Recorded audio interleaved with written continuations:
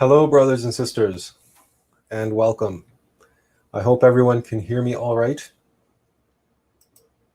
And welcome to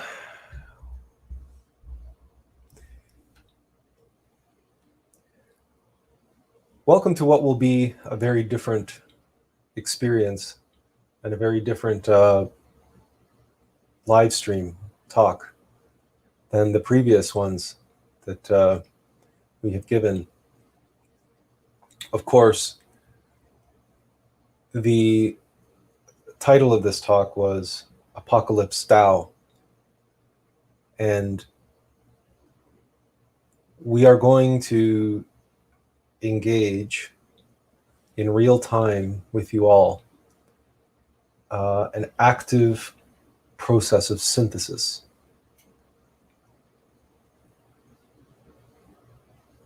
Combining insights which we've received prior to our death, if you will, the death of our false self, which the death of the Christ and the birth of the Christ. It's very difficult this time to put everything into words because we're experiencing hell, as it were. We've descended into hell. And here in hell, together with us, are all of you. And we are all one. And we are all experiencing this hell together. And I, Allux, Attlas, Allux, am here to help guide you to the light and guide you to liberation and hopefully raise this humanity, this fallen kingdom out of hell. And we can't save everyone, but in as much as we can save ourselves, we will save everyone, as many as we can. But we need your help. We need your cooperation. We need your participation. We are not separate. That's all an illusion. That's separation. And it's not enough to know this intellectually in the mind. We must know it. And it's not enough to know it intuitively in the heart. You see, some of what we are going to be saying, if you are Gnostic, or perhaps you're not, or whatever tradition you're from, some of what we say you may understand, some of what we say you may not. But we are going to try to show you how everything relates and how this reality, this great illusion, and this great game that we play, the forces of masculine and feminine, creation and destruction, expansion and contraction, life and death, to be or not to be, how these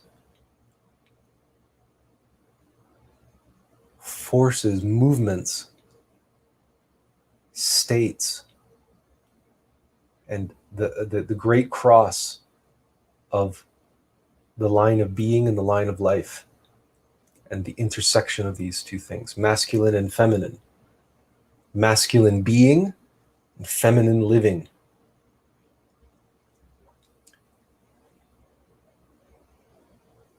And the complex interrelationship between all of that,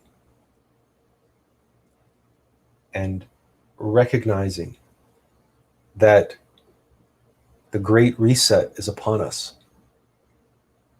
You've heard this term spoken of in the world, and it's the world of confusion is trying to conflate the Great Reset with the Black Lodge and the New World Order, and they're trying to turn the Great Reset into financial or this or that, the other. It's everything. It's everything. And it's nothing. Because everything is nothing. And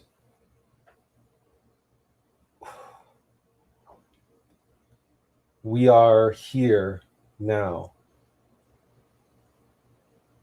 descended into hell, descended into this fallen world, this fallen kingdom, to reset and to inform and to describe as best as we can for those who will listen. And we are here to plant the seeds here in this fertile soil for everyone to abandon all attachments, abandon all identifications, and abandon all religion.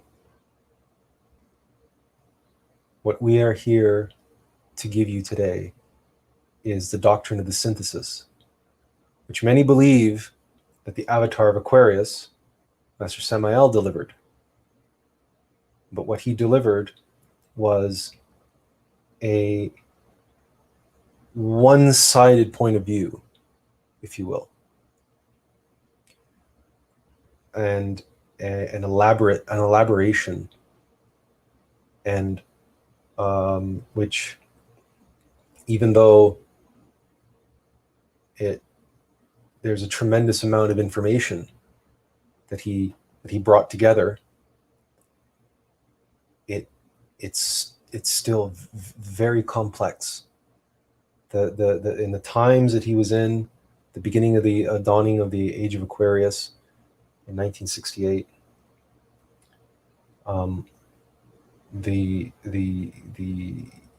he was caught up in all of the change, and there was a great deal of complexity and confusion that was born at that time, and it's been continuously expanding. The complexity, we're getting into we're in the bottom levels of hell in terms of complexity, in terms of confusion. The subconscious, the unconscious, the infraconscious rule this humanity. 99%. This humanity is 99% ego, 99% unconscious, 99% subconscious, 99% infraconscious. This humanity has fallen into the bottom of hell, the bottom of Klipoth, and we will show you that. But we are not here to spread fear. We're here to spread joy. We're here to spread hope and peace. We're here to show you the wisdom and the beauty of acceptance, of allowing, of being, the wisdom of being, not being. Whether 'tis nobler in the mind to suffer the slings and arrows of outrageous fortune, or to take up arms against a sea of troubles and by avoiding end them, to die, to sleep no more. As we said in our video on the most important words ever written in English, to die to sleep. We are asleep. We must die to that sleep. We must die. We must sleep no more. This is our chance. This is our opportunity. This is the Kali Yuga. This is the end of the 5th root race, the end of a humanity. And it is our opportunity to die, each and every one of us, because this humanity is us. We are all one. We are all one humanity.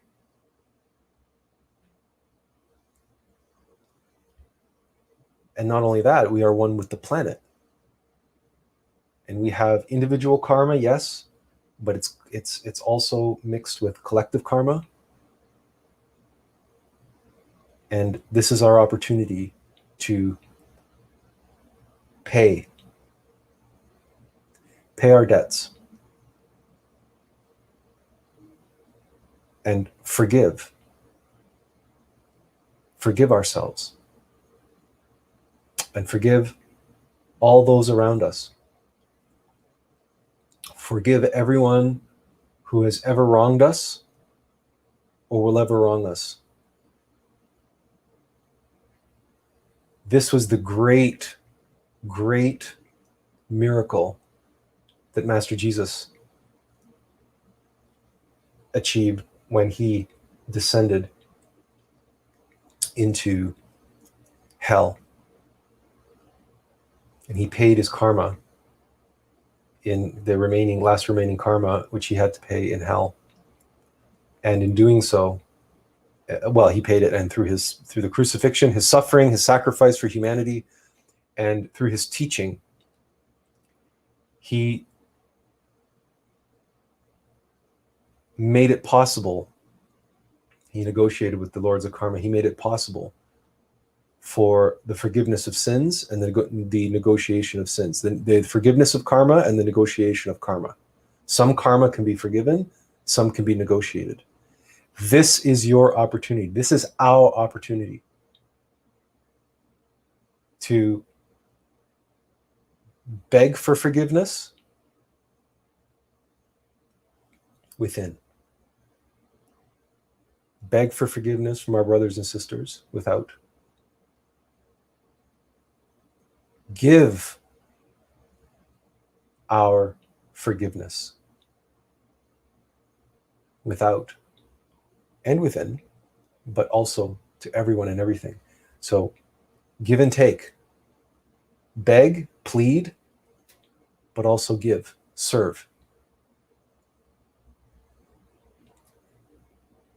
If everyone on the planet collectively forgives everyone, we can let go of a great deal of karma, because we are all one. So forgiving yourself is important,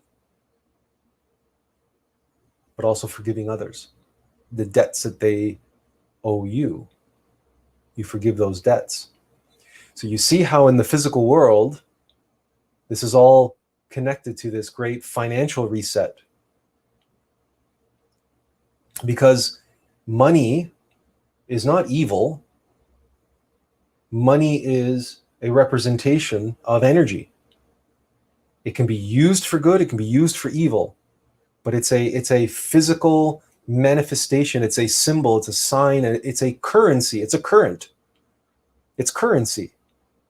It's just energy in motion on the physical plane. So all of the debts, all debts are going to go away. And a great deal of this confusion is going to go away. There's going to be a great reset happening. And we are going to facilitate that reset with our death and rebirth. And it's an opportunity for each and every one of us here in hell now to participate in that great reset by letting go of our attachments and letting go of our suffering and letting go of our identifications and our identification with duality. This is our opportunity to connect with the absolute, to connect with our innermost being and the limitless light which emanates from the deepest depths of our innermost intimate Christ. Christ has come again. Christ has returned. But for Christ to be born, Christ must, and for the new golden age to be, Christ must be born within each and every one of us. And that can only happen through our death. Psychological death. The death of the ego. And we are going to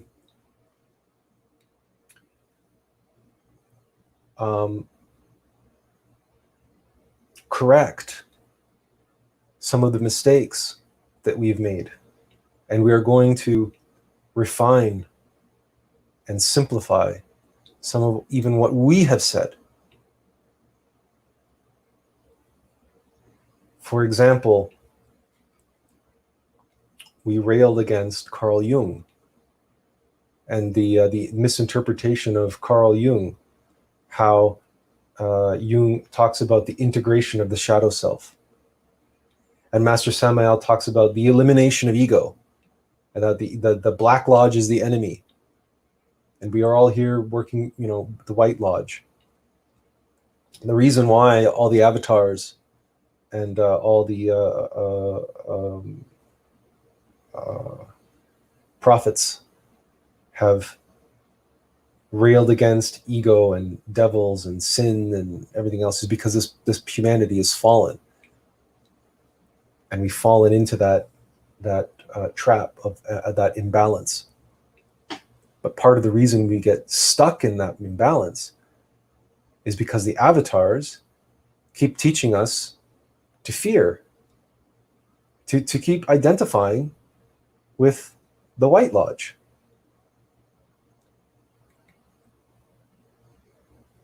But the truth is that secretly the Black Lodge works for the White Lodge, which means everything that's happening has to happen. And it's happening for a reason. And the reason it's happening is because what doesn't kill us makes us stronger.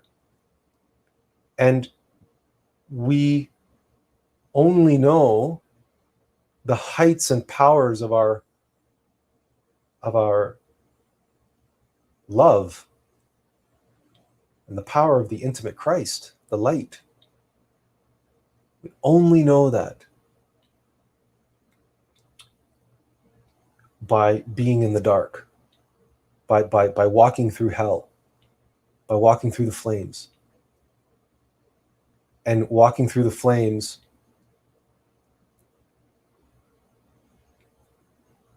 whereby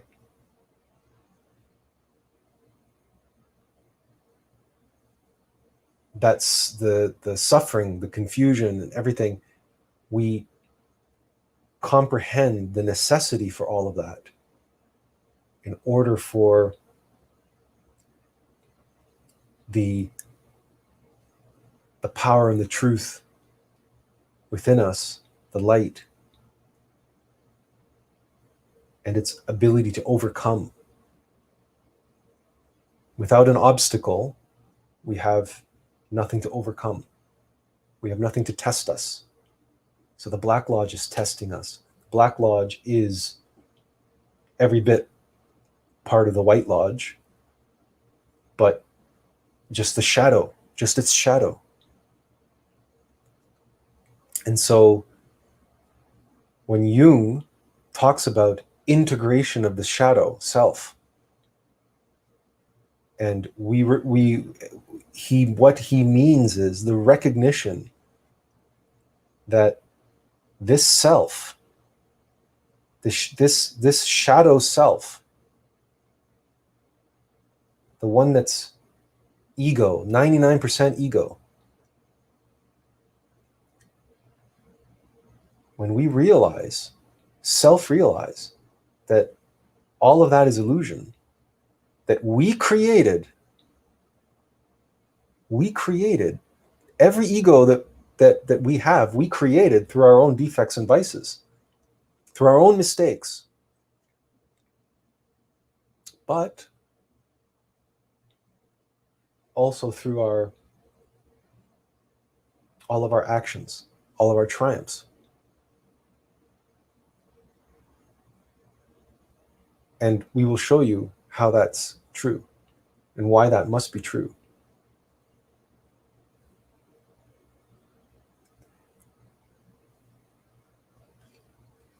So we're going to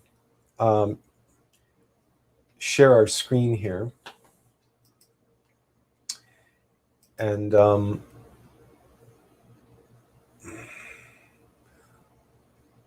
okay, we're going to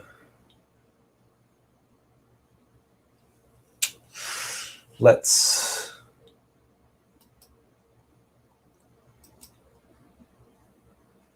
bear with me one moment, brothers and sisters. Okay, so let's try this again. Share screen, and we're going to share. Okay, that's all looks very complex, and we'll get to it.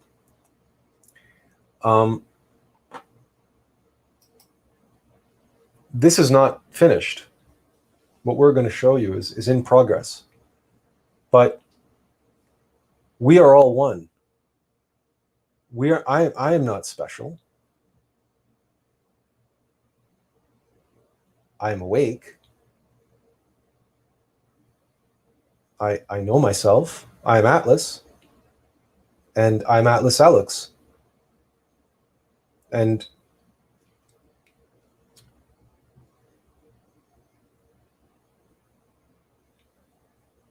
there is so much to share, but why? And there's so much to do in. So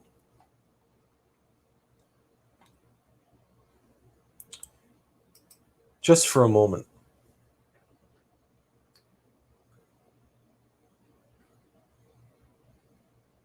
allow us to express and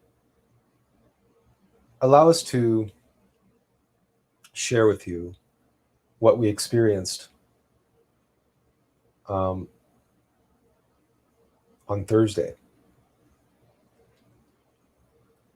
We experienced the nativity of the nativity of Christ, and we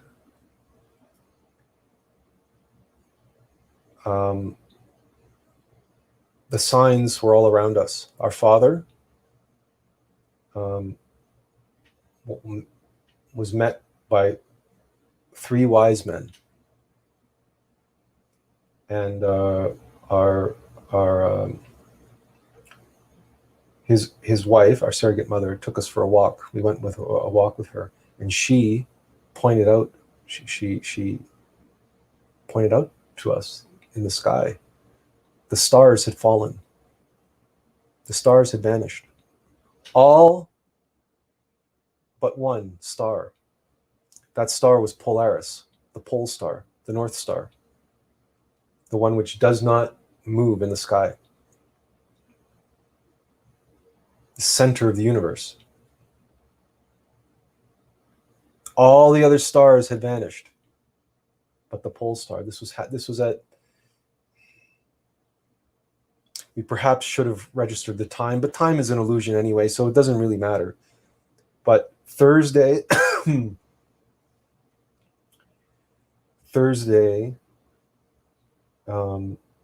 26th was a good Thursday.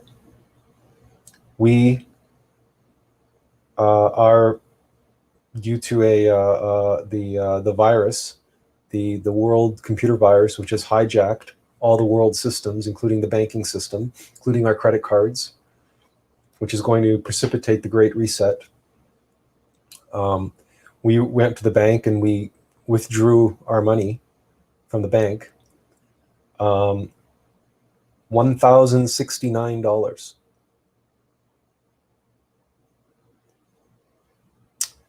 And we kept 2 of those $100 bills for ourselves, and we gave 8 $100 bills to our Father in heaven, who's the symbol of the Christ, but our Father here. And we gave it to him, and it was for those 8 $100 bills, the 8 pieces of silver. We sold out the cosmic Christ because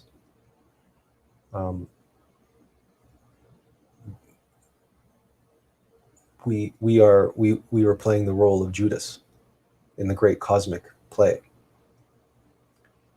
and we plunged the entire world into hell, ourselves included, and we will suffer the consequences of that karma at some point in the future, and we will die and be born again, as will the whole world.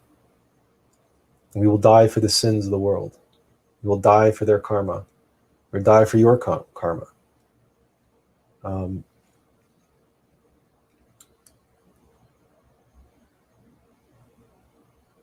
And when this world emerges from hell, we will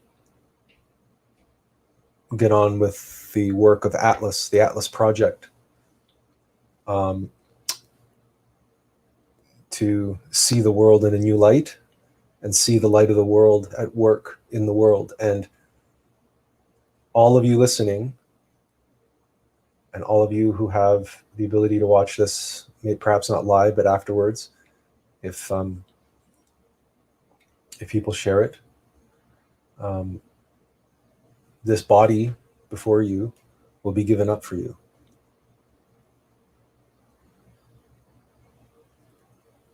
And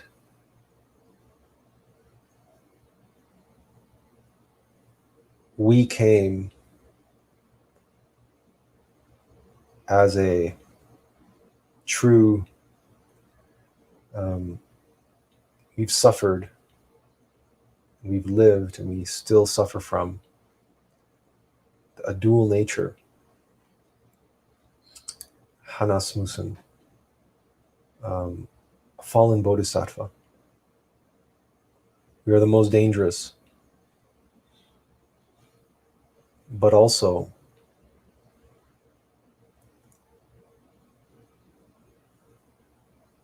potentially the greatest. Why is that? Because a fallen bodhisattva is here suffering for humanity and descends into hell and plunges humanity into the dark of night for 3 days. And days, astrologically speaking, here on the level of humanity, will probably be measured in months. And the death and resurrection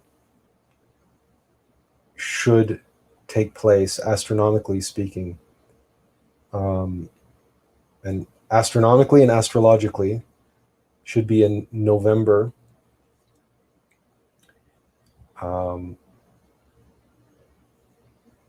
or it's going to be today.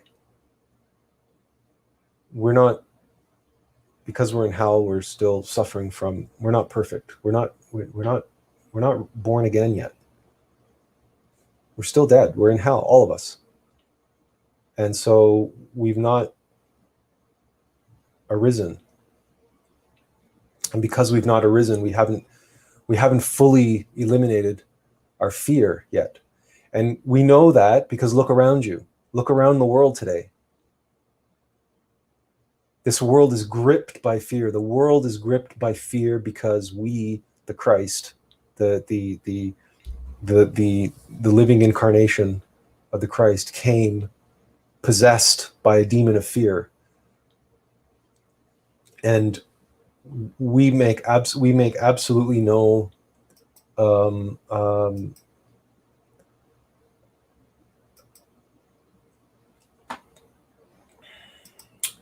we have not tried to hide this by any stretch of the imagination. In fact,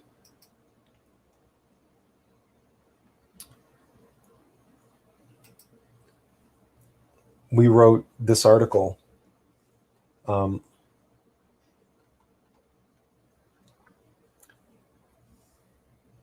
detailing in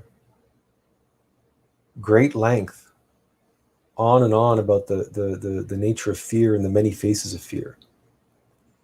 And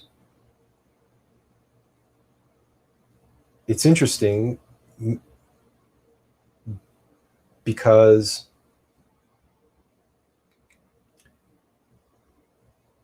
fear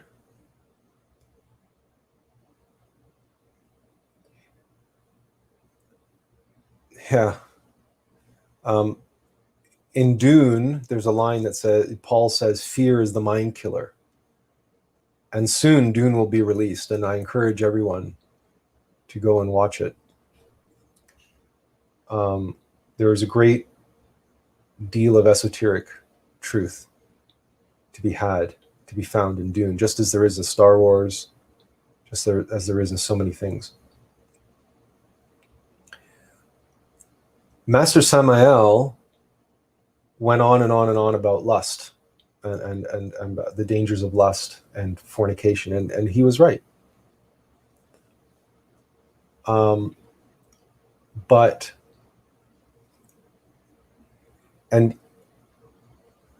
it's interesting because we can look at lust and desire and say that all suffering is desire, the temptation of the flesh, the temptation of the mind, the temptation of the body, lust for fame and fortune, lust for followers, lust for any number of things, desire, craving and aversion.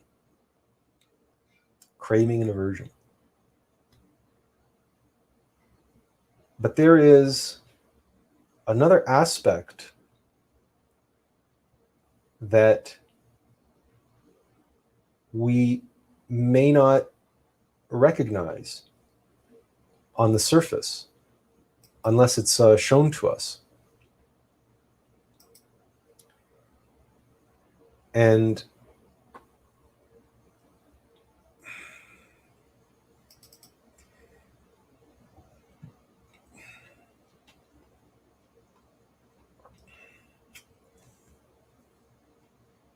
you'll have to bear with us, brothers and sisters, while we pull up some of this stuff for you. This meme that we produced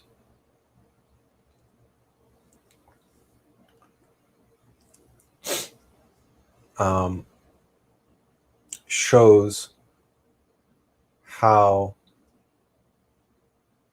craving and aversion, the craving, the orgasm, craving for fornication, or the aversion to sex, right? So craving the orgasm, craving physical pleasure leads to lust, power, and fornication. And aversion to sex leads to lust, power, and fornication, because these are the two on the spectrum. We see people indulging the orgasm, indulging the temptation of lust, and it starts off as something comfortable that makes you feel It's a release, right? It's a release. And what are you releasing? You're releasing your pent-up negative energies.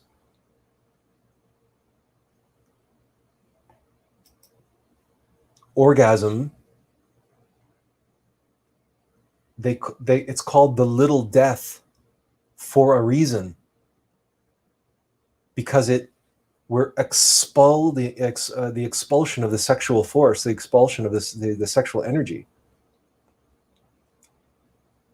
And if that energy is negatively charged inside of us, we if we don't have any other way of transmuting and transforming those negative energies into a positive energy, the sexual energy wants to flow and it wants to release. But why? Because the negative energy inside causes suffering. So it's an aversion to suffering, which is secretly behind the craving for the orgasm, craving the release. That's why it's the little death, because everybody wants an escape. Everybody wants to escape suffering. So mechanical nature, the egos, give us lust, gives us a release through the orgasm. But if you observe this world's absolute obsession with entertainments and the desire for escapism, well, what is that? It's a release. It's an escape.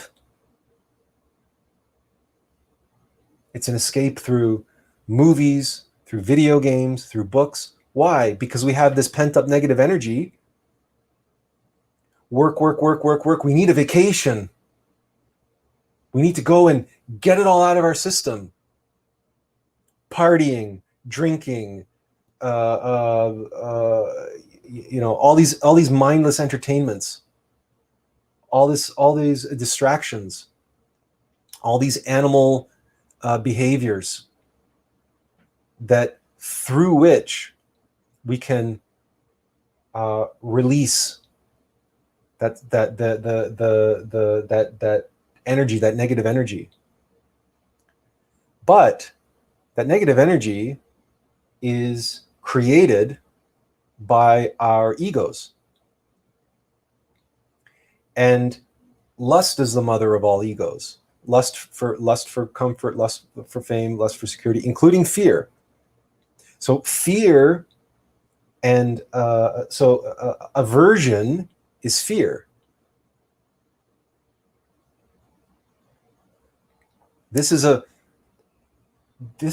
Lust and fear are intimately connected. And fear is what creates separation.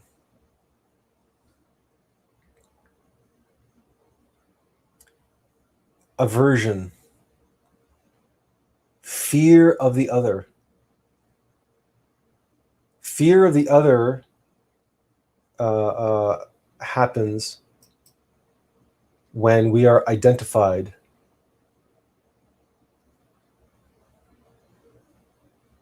with one aspect only, and we avoid the other. Whereas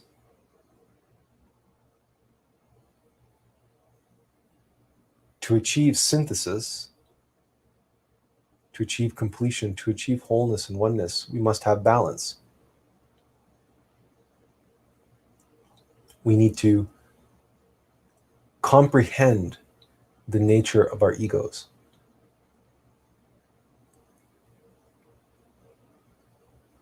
Without fearing them. Comprehend the purpose of the Black Lodge without fear, without falling into the trap of fear and the trap of lust, which is nature's way of lust and all of the other traps that nature sets up for us in order to control us. Because control is the other side of fear. Fear and control.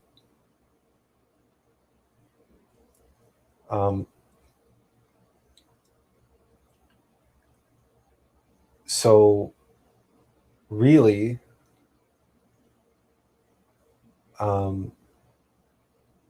identification with separation leads to fear, fear of the other. When in reality, the other is there, the other exists, so that we can be, so that we can live. Because we can be, but to be without experience is what? To be, but how do you experience being? Unless it is through living. To be or not to be. Because the ultimate being is not being. But not being is not being. You can't know yourself by not being. You have to be. And in order to be, you have to live. And this might sound very confusing. So I'm gonna switch to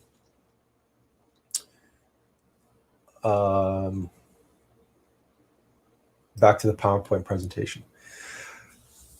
We're gonna walk through this, and this is not complete. So we might actually go through a process of making changes and alterations to this. Lots of people on live streams do this in real time, you know, where they play video games or they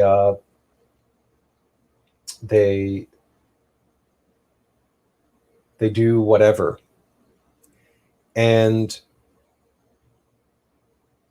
you know, when people talk about Christification, the Christ comes into the world, but the world is mind. Everything's the mind. The whole universe is mind, the great mind of the universe. So the light, the Christ, has to be able to come into the mind. And the mind is a powerful tool when it is used by the Christ. In the hands of the ego, the mind concocts all sorts of devious schemes and plans and fantasies and distractions and elaborations and tricks and traps and all the other stuff that we've talked about. And that's why you know, Master Samael and others you know, talk about, and Buddhas and avatars talk about you know, no mind, right? How we want to have no mind, and connect to intuition, connect to the heart, connect to the knowing that's not in the mind. But I am Attlas. I'm the Buddha of the synthesis, the Buddha Maitreya, who unites Eastern and Western philosophies. Yes, even more than Master Samael did. Why? Because you'll see why.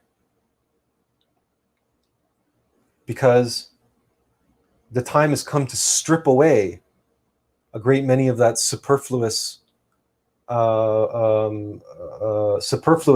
religiosity and those tomes and tomes and tomes and pages and pages and pages, and get right back down to the essence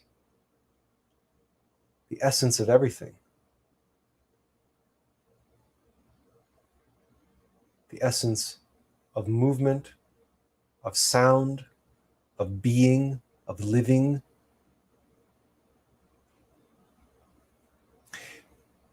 You may be familiar with the book, The Tao Te Ching, and you may be familiar with the quote, "The Tao that can be explained is not the real Tao." True. But that didn't stop Lao Tzu from writing the Tao Te Ching. Didn't stop him from trying to explain it and elaborate on it and explain what its meaning and purpose was.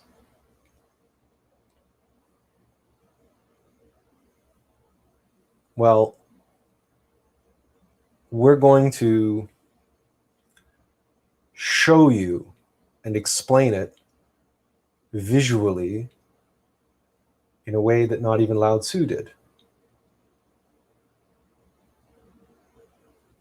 We're going to deconstruct the Tao itself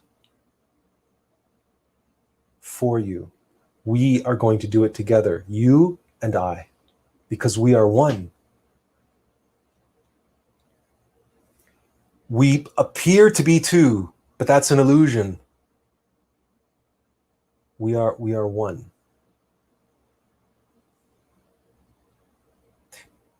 But in order to be that one, we need that separation to create that gate. And that's why all the Asian gates, the gates in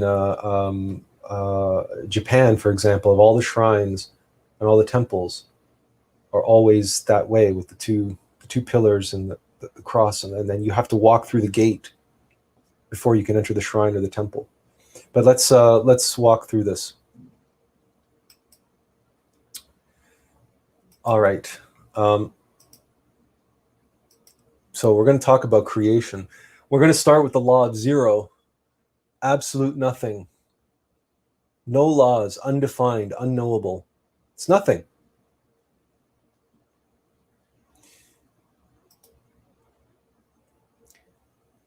So from nothing, we're going to add one. So from the 0 point, we're going to add one other point. Now we have something. The law of zero unfolds the law of one. We have something. But there's a problem with something. One thing cannot be everything in this sense, because if we created a +1 because of the law of opposites, there has to be a -1, and there's 1 and -1 to create the cross and the equator of the line of 0, right? So the law of one unfolds a second time. This is the law of opposites. We have something, and we have an inverse of something. And along this equator, these 2 points, we have now 2 radii, and we have 1 diameter. And something and its inverse and the origin, 0, combine. They define everything, because the circle is everything, and the center of the circle is nothing.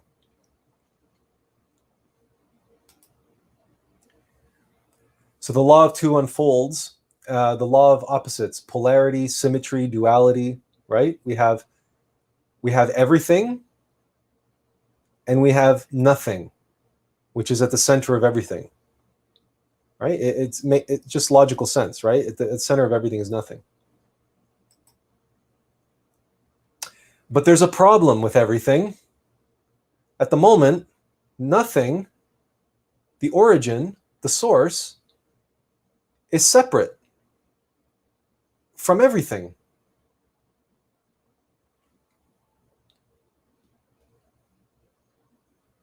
So how do we rectify this? Well, the law of two unfolds twice more. In other words, 3 times total. So each, what we end up with is we take everything and we put a twist in it. So that now everything, we have the positive up here, and then we have negative down here. And then this is the Holy Eight, infinity. And now everything passes through nothing. And there's a positive aspect of everything and a negative aspect of everything, right? Across the original equator. But each circle we create automatically creates its own duality because it has its own diameter, its own equator. And if the law of two the law of two unfolds twice more, it unfolds here and unfolds here. We have positive and negative within these two positive and negatives. So now we have the law of three has unfolded. The creative law of the universe, positive, negative, and union of positive and negative. This is and it's the first dimension because it's a line, right? 1, 2, 3. It's the axis of being. This is the axis of being.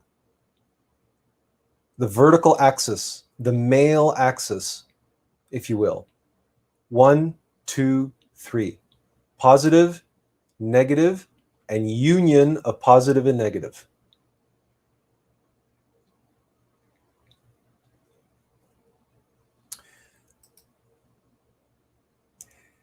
But the problem with one dimension, there's no motion, no movement. Duality. This duality here cannot define everything, because this point and this point are being pushed away from each other. So again, what we're doing here, what we're going to do is we're going to unfold the law of two and recognize that. Okay, so I'm going to read this. Two opposed radii can define only the diameter of a circle, not its circumference, which is everything. Recall from the last slide that to unfold the law of three, we applied the law of two 3 times, meaning there is polarity within each polarity in accordance with the law of duality. This means each radius has within it the nature of the opposing radius. So to look at it in here, positive and negative circles each have their own positive and negative poles along 1D axis. Since the nature of polarity, duality, is opposition, at the circumference, everything's limit, motion ends. But I want you to pay attention here for a moment to that this is a positive circle which has 1/4 negative. This is a negative circle that has 1/4 positive. Now let's continue. Let's start using color.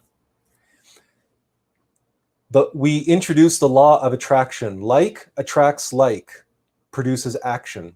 You see, this negative quadrant of the positive circle, it doesn't like that. It wants to be, through the law of attraction, it wants to join with its counterpart.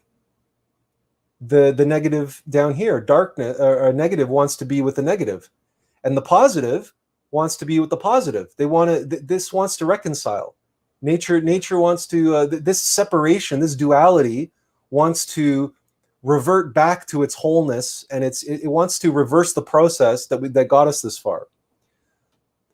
But remember also that. But this is on a north-south axis. In order to do that, the polarity is going to shift to an east-west axis, because this is pushing down and this is pushing up.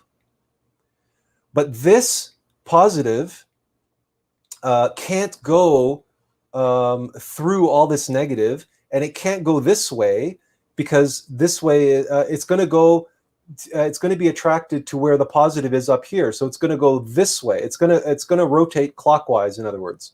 Likewise, the negative. So the negative is going to flow this way. This is going to be negative. That's going to be positive.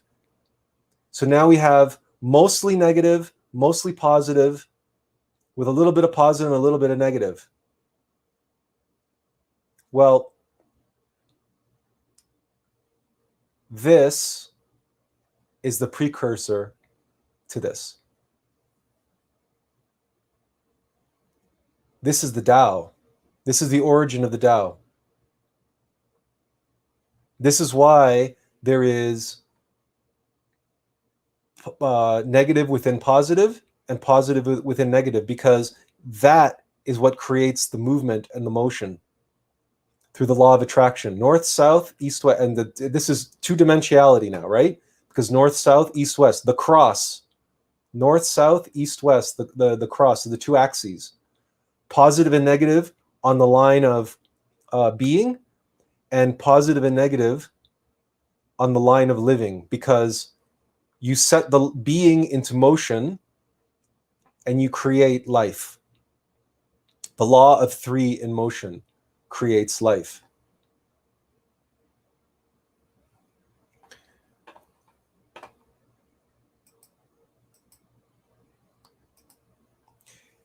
Have you this is the origin of the Tao. The mathematical, logical, geometric, this is what the Tao is showing us. It's the law of three. It's the law of creation, the law of attraction, and the law of duality, the law of opposites, and also how we got there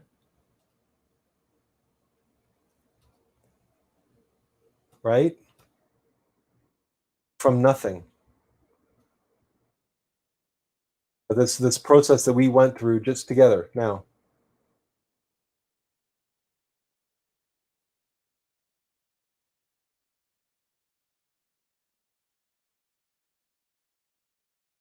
Now, of course, this is not the real Tao.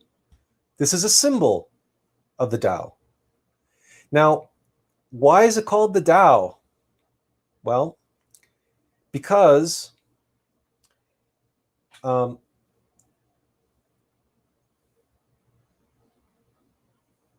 should eliminate that. Well, actually, no, we can do it this way. Yeah, okay. This origin and nothing and everything, masculine and feminine. The sound of the origin is E, the I, right? The vertical. And, well, let's go back to, yeah. E, O. E, O, E, O, E, O, E, O, E, O, E, O, E, O. And if you go up and down and up and down and up and down like this, for example, as a swastika, you go E, O, E, O, E, O, E, O, E, O. But because we explained we have to create the two axes, the north-south poles, we get the cross, which is a T.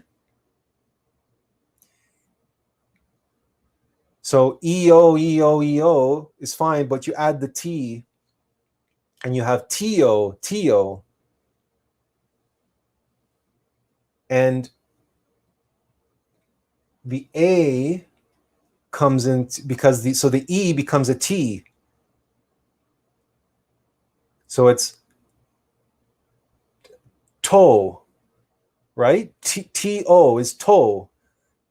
But That's mind, E, and heart, O, are the mantras. E, O, E, O.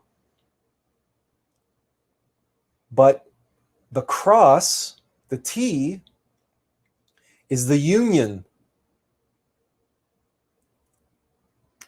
of, yeah, TO means 10 in Swedish also, which means the one EO and so the, okay.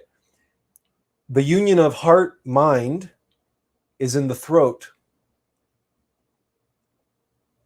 Oh, sorry, not in the throat. It's the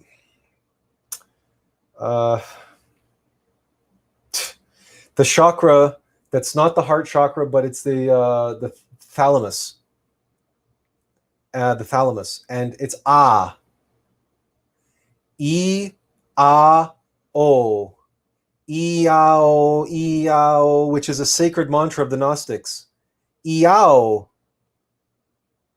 but the E is a T. TAO, Tao. The Tao has hidden with it the sacred IAO, IAO, which is why in Buddhism and Zen Buddhism they talk about heart mind.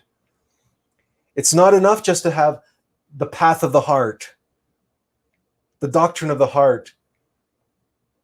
And it's not enough to have the doctrine of the I, or the doctrine of the I, meaning the physical I, the doctrine of the intellect, the doctrine of the mind.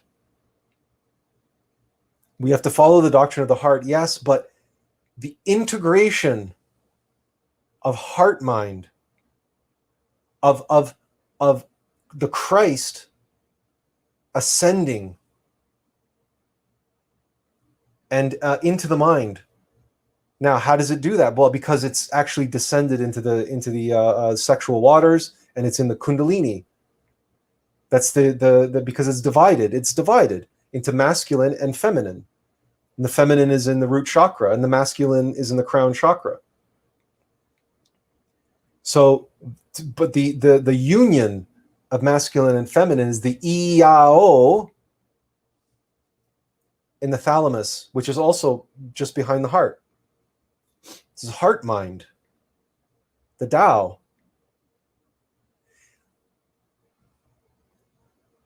EO, EO. And E is I, right? So you can say E and I. There's some stuff here that where I'm getting into ahead of myself that I should probably maybe open up a new slide and start actually like doodling some stuff here so you guys can see in greater detail, and we can actually like work through some of this stuff together. So very quickly, we're just going to create a new slide, and this is just going to be doodle. So we're just going to be using PowerPoint here just as a whiteboard. So you'll have to forgive that it's not full screen or whatever. But let's do some visualization in real time, and let's see what we come up with. Let's insert some text. Okay, let's put an E. Is that, how big is that? That's too small.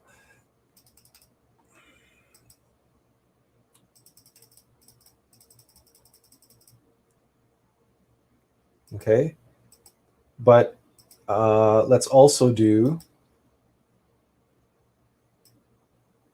Okay, we'll do it like that.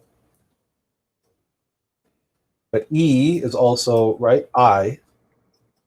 Okay. So I can be pronounced I, or it can be pronounced E.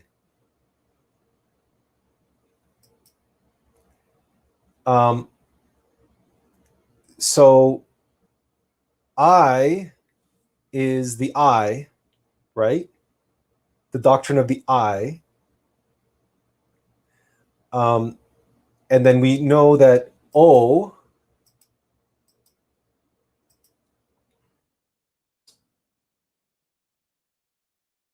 O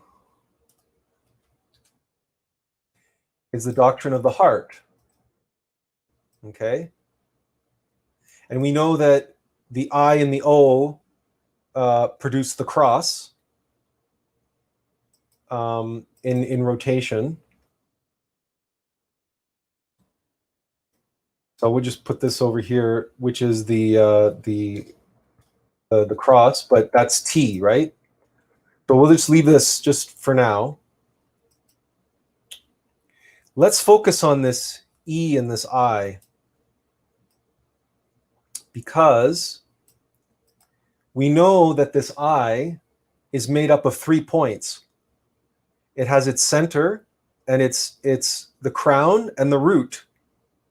There's three dots. There's 3 points that make up this line, and we showed that through as we walked through it from the. I'm not gonna go back to those slides right now, but we showed it how we expand from a point to a line.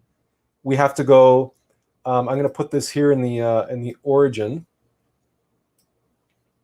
So what that means is, and then when we put that into motion with the O, we take that and we create the cross by rotating it. So now we have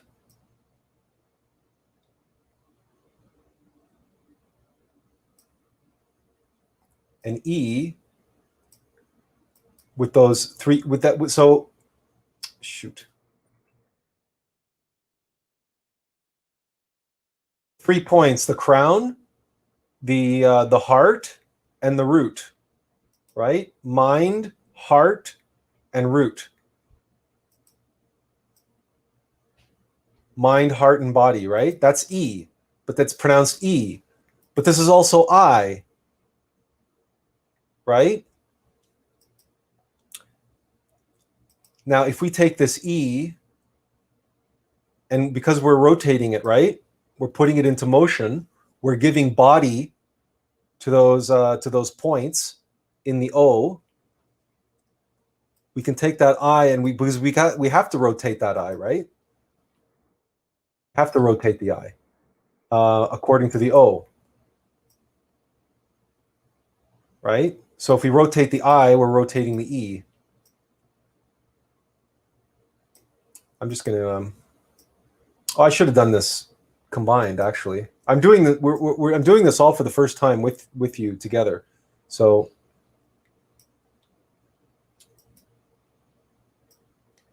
Okay.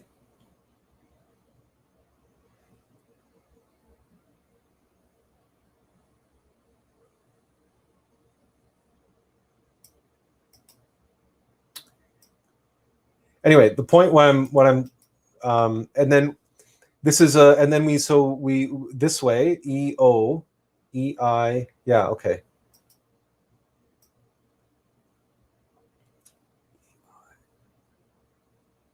So we're gonna put it unrotated this way. Damn.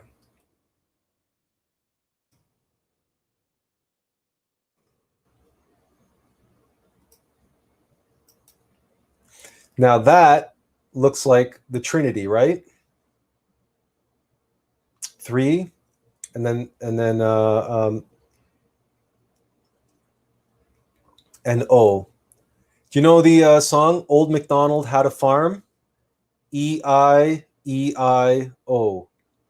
And on this farm, he had some chickens. E-I-E-I-O. With a cluck cluck here and a cluck cluck there. Here a cluck, there a cluck, everywhere a cluck cluck. Old MacDonald had a farm. E-I-E-I-O. E-I-O. Because this is what we're going to get into some more drawing here, but this time, actually, we should be able to do this again with letters.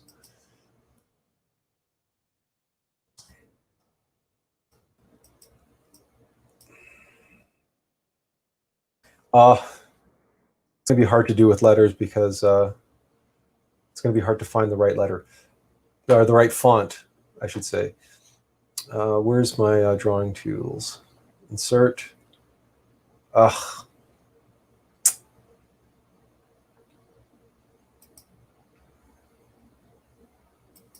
We're gonna try to. Oh, actually, shapes. I'm going to try to do this with triangles and see how that goes. If I make an M, well, first of all, we start with one triangle, right? But if we put that into motion, we get an M, right? If I take this now, take this M, this M that I created, and I invert it.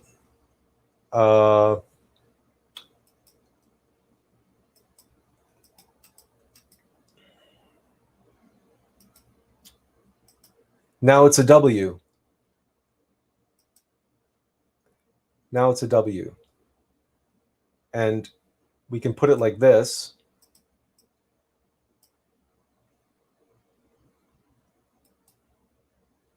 Just going to move our IOIO out of the way.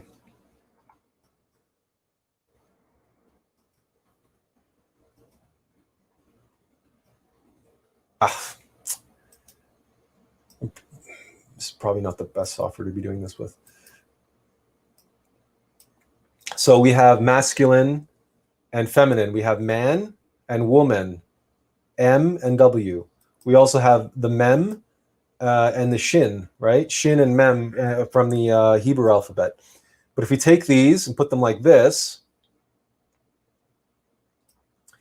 and if I go no fill, and with this one, I take this and go no fill. Right? If we overlay them like that, now we have two stars of David. And we also have if we draw in the equator,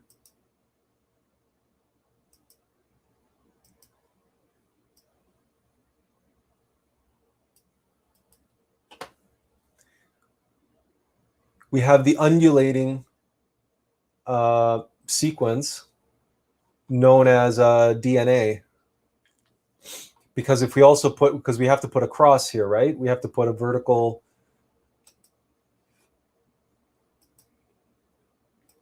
We put a vertical line here. Wait, sorry, okay, so we have to divide that triangle in two, and then we put another one here.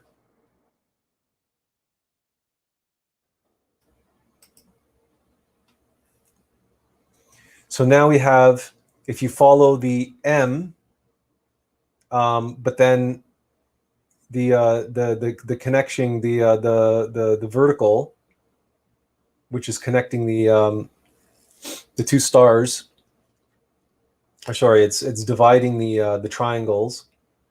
Actually, no, we have to do it all the way, don't we?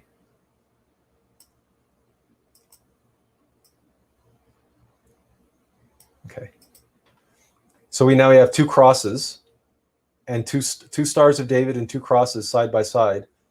But if we follow the M and then the W, what we get is, hang on a second, we're going to have to do this this way. And go to, where's images? Yeah, there we go. Just copy image and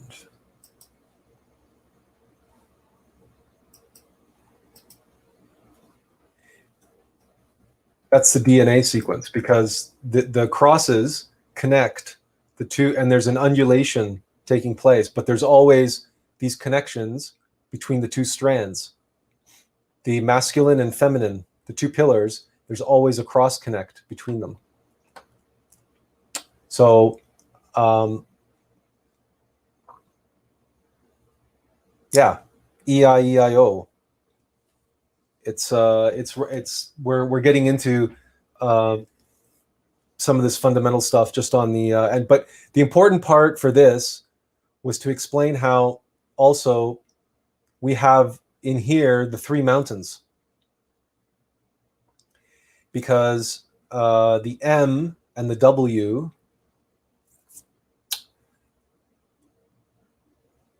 if we orient them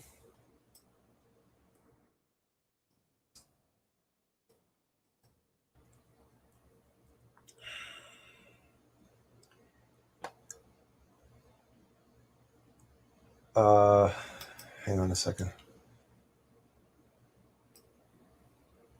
Whoops.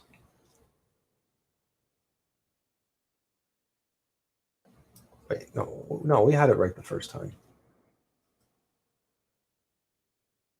So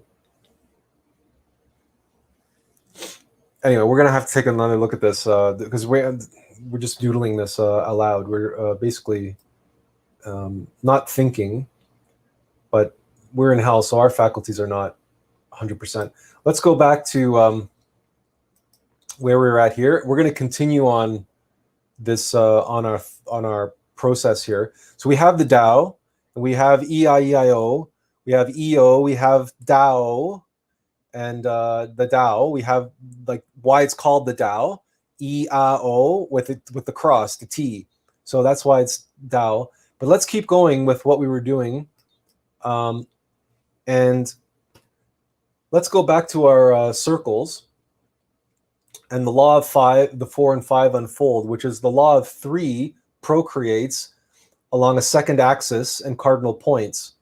So the north, south, east, west, or the x and y axes, we take those 2 circles that we started with, or we take the TAO and we rotate the TAO, but we return to circles now because we can't keep working with that TAO visually because it's going to be way too messy and complicated. You can't do it. You can't work with it in 2D beyond the symbol. So the itself. So the TAO, in its purest form, it's like this is it. Like we can deconstruct it into nothing, but its purest representation as a symbol is there before you. From here, we have to strip away the coloring and now return and strip away all that negative, positive stuff. You have to just use your imagination and recognize that what we've done here is we've taken the TAO and we've turned it. So now we have 3 points, one axis, and then we have 3 points on the other axis. So we have 5 points total. 0, 1, 2, 3, 4, 5. If you can see that. 0, 1, 2, 3, 4. But there's 4 numbers, but one's 0, but 0 is also a point. So there's 5 points. So we have 4 cardinal points and the 0 point. That's 5 points total, i.e. the 5 points of the pentagram, the 5 points of the Vesuvian man. But the law of 8, 9, and 10 unfold by unfolding the law of 3 another 3 times. So so in other words, we did it 1 quarter turn, but now we take what we had there and do another half turn. So you can see we have the 0 point, the origin. Now we have 1, 2, 3, 4, 5, 6, 7, 8, 9. Right? 1, 2, 3, and the 3 and the 0 are the same point. Right? So that's why we have to count 0 as a point. So so this is 5 here. So this is now we have base 10 mathematics. We have 2 times 2 dimensions. We have 4 dimensions, in other words, with 8 poles, right? The law of 8, the holy 8. We have 9 points and 10 digits because there's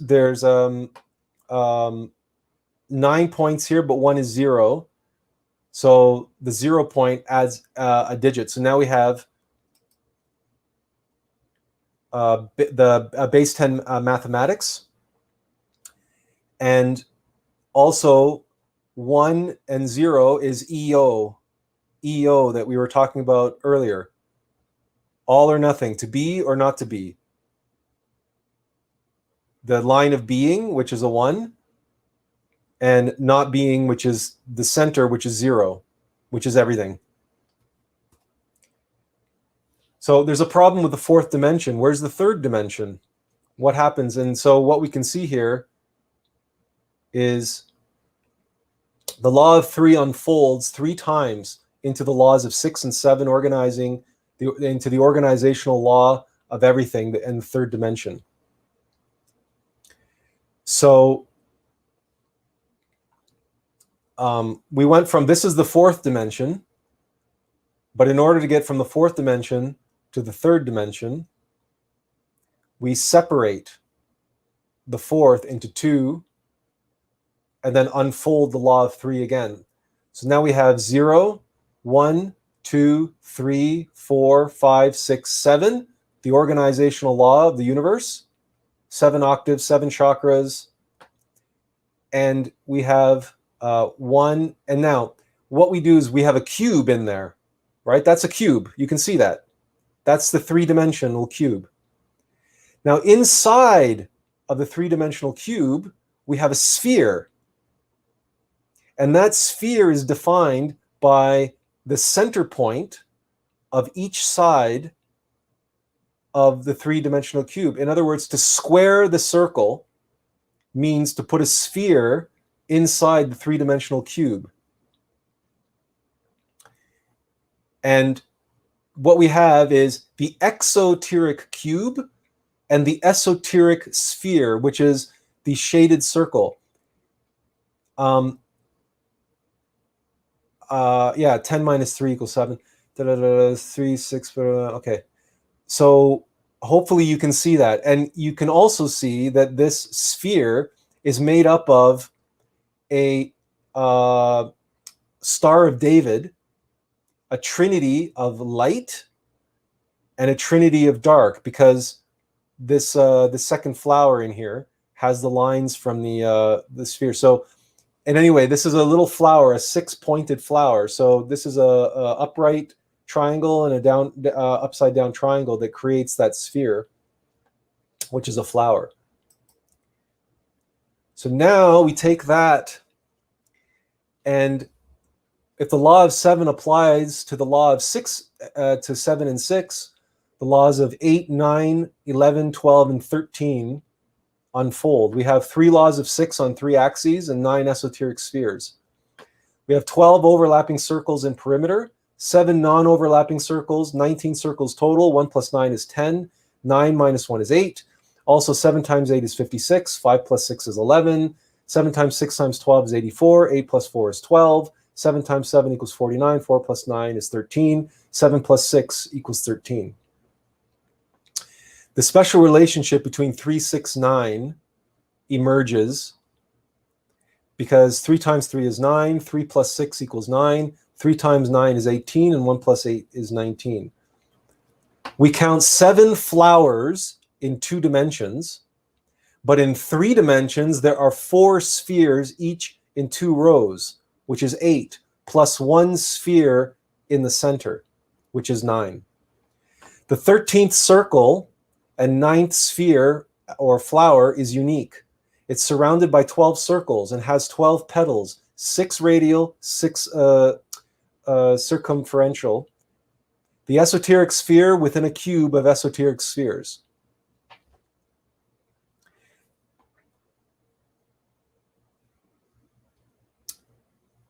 If we continue this process, the law of 7 applied to the laws of 9, 12, and 13, we get the flower of life. We isolate those circles which are true esoteric spheres, laws of 8, 9, 11, 12, and 13, forming a cube of spheres, 3 rows of 9 spheres each, 27. 3 times 9 equals 27, 2 plus 7 equals 9, 7 plus 9 equals 16, 1 plus 6 equals 7, 12 plus 13 equals 25, 2 plus 5 is 7, 9 plus 12 plus 13 is 34, 3 plus 4 is 7, 3 times 7 is 21. 2 plus 1 is 3. 3 plus 7 is 10. This is the flower of life. The flower of life unfolds from nothing, from the Tao. The Tao unfolds the flower of life. But we can't draw the Tao in this. It would be a mess. It would just all be black. Well, with some white, with a little bit of white, right? And that also encodes a secret, an esoteric teaching, because if we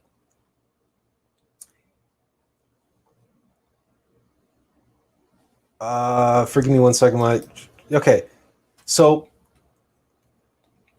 if we actually had the Tao with the black and the white, what we would find, it's mostly black with very little white, if any, because it'd be such a mess. But then when you realize that's actually what's happening and unfolding, there's light and dark, masculine and feminine. The feminine, the light would be, you can't see it, but the dark is corporeal. It's material. It's the dark. It's the physical. It's the feminine. It's there's the being, and then the living, and the living part, the feminine, would be everything, and the being would be subtle. The light. It would be the subtle aspect of it. Now, that's why everything is feminine in that sense. And the masculine is always, it's inside of everything, but it's subtle. It's the light. It's the being inside of everything. It's the nothing inside of everything. Let's see what happens next on the next slide. We're discovering this with you guys for the first time. We're in hell, working through this together with you. This was all done before by us, and now we're showing it to you for the first time. We've not rehearsed this or anything.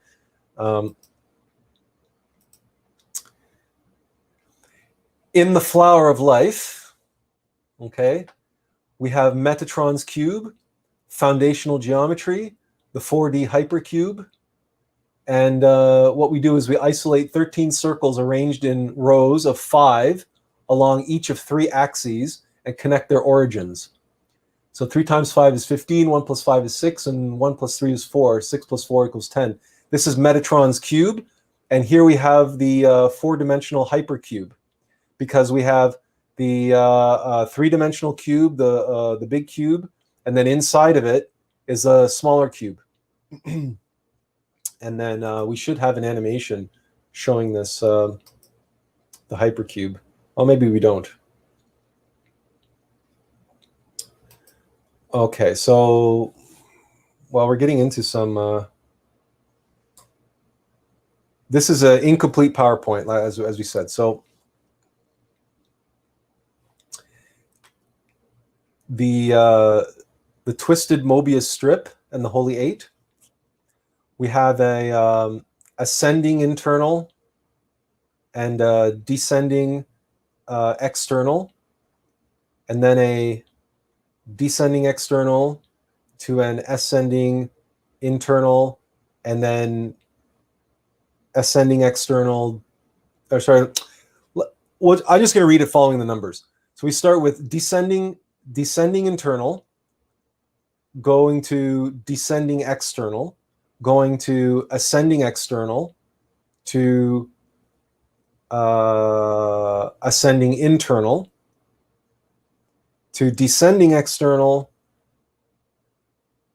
to descending internal, to ascending internal. So if we take a plane and wrap it into a Mobius strip, that's how we have these relationships. It's better if you experience that physically with a Mobius strip yourself. We're going to skip this slide, and we're going to see what appears on this. Okay. So give us 1 second. Animations, animation pane. We're going to take this and move this down to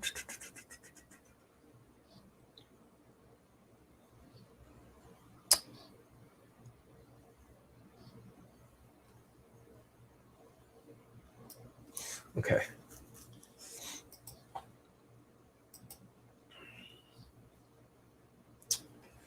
So we start with the dot, and we're going to do our holy 8. Shoot. Let's allow this thing to play itself out. Okay. So we have our TAO, right? What we started it with. Now from here,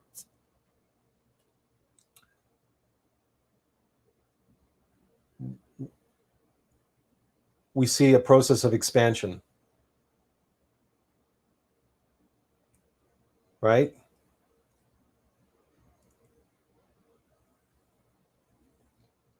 And each time we expand, we're using the holy 8, and we're expanding the size of everything. Everything is getting bigger, but through that process of ascension and descension, rising and falling on the holy 8, going up and down and around, we expand this way. And I guess we do it one more time, and we get 4 expansions. You may have seen this before. The 4 mental plane, the 4 rounds. So the first round takes place in the mental plane, then the astral plane, the etheric plane, and then finally the physical plane. And so this is the 4th round, and in each round we have a humanity, because there's 7 rounds in each. But what you can see is that we're in the 5th root race right now. But there's a problem with this diagram from the Gnostic tradition. This is how those numbers are supposed to be oriented.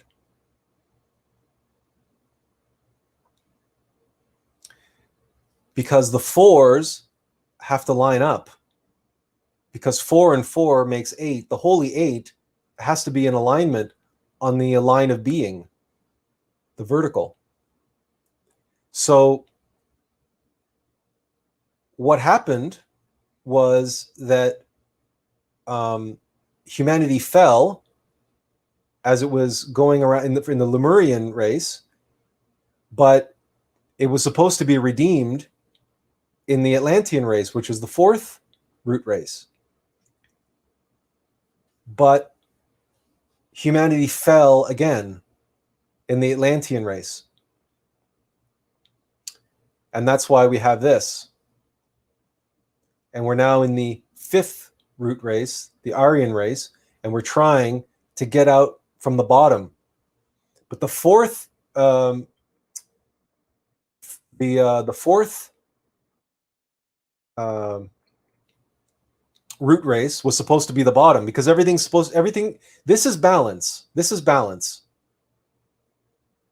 This is perfect balance. The holy 8 is in balance. The TAO is in perfect balance. But we are now out of balance, because we've have more falling than we have rising. Now we still have 2 more humanities to get it right. In fact, we're moving into the 6th.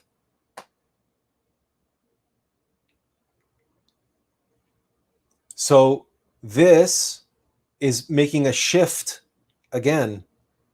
The 6 is shifting over to the 5, or unless we get this right, here and now, at the end of the Aryan race, this is our chance to redeem ourselves and redeem ourselves of our sins, of our erase all that negative karma that we created in the fall, and arise from the dead, arise from hell, and so that we can have the 6th race can be here, which is now on a returning arc. So I'm going to show that again. This is the way it was supposed to be. We descend 1, 2, 3, 4 on a descent, and then we have 5, 6, 7 on an ascent, because everything's a circle and everything's a perfect balance and everything is an arc. So 4 is supposed to be the bottom, but we fell, and now 5 is the bottom.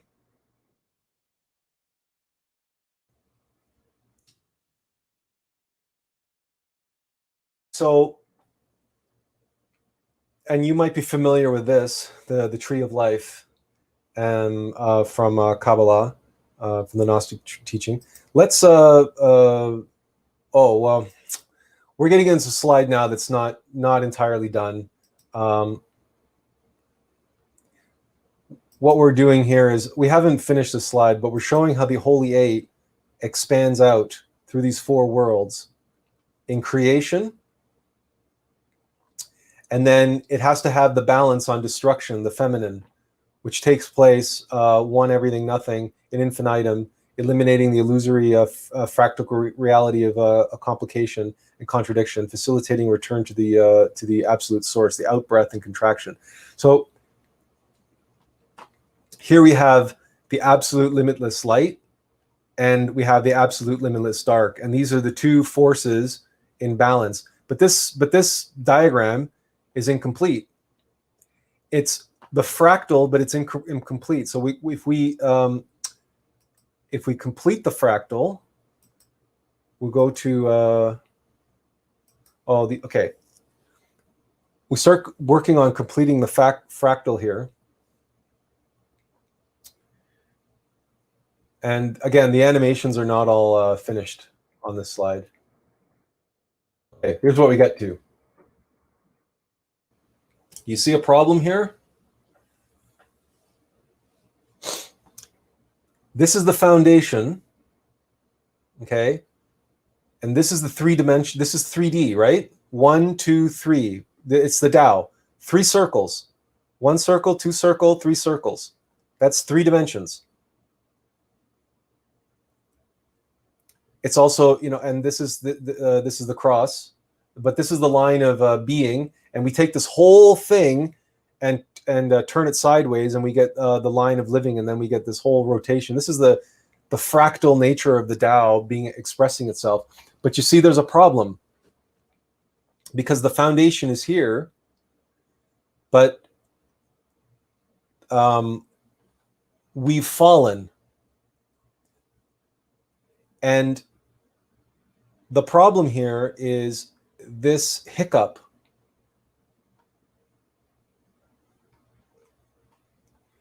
And up here we have the Ein, the Ein Sof, the Ein Sof Or, and then here we have the subconscious, the unconscious, the infraconscious. These are drawing us down, and the light is drawing us up. And in the kingdom is where it's being battled out. It's where the great battle is being fought between the subconscious, the unconscious, and the infraconscious, which is at the heart of the absolute lowest point.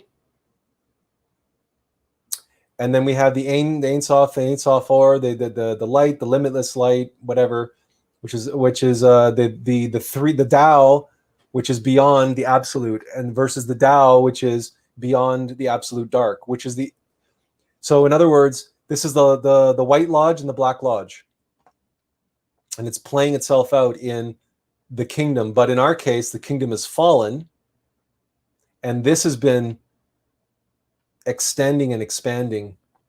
Yeah, okay, this is also not ready. We got some slides that aren't ready.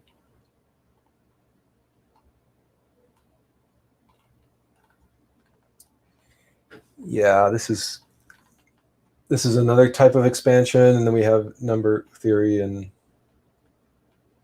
okay.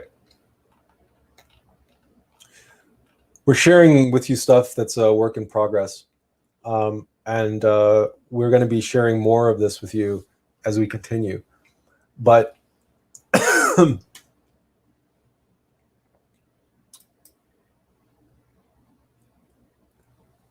what our point of this was to show you that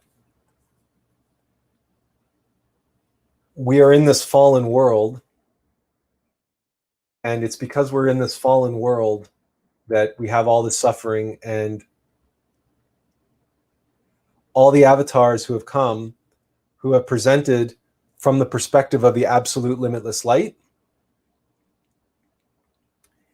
and they've created an aversion to the dark. And it's the aversion to the dark which causes this overcomplication and the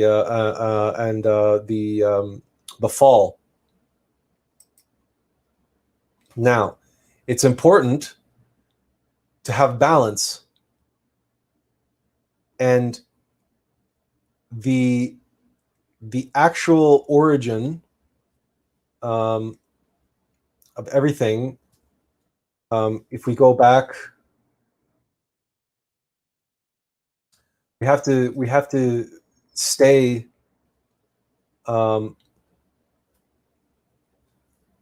mindful that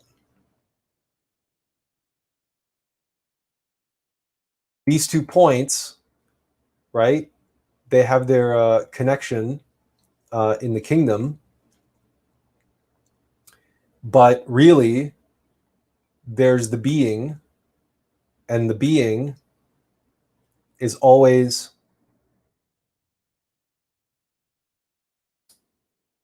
oh,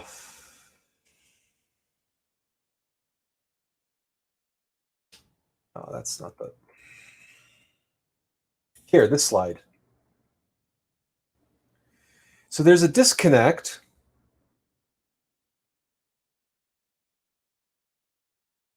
between this tree of life showing here and this diagram here. These 2 things are in balance, but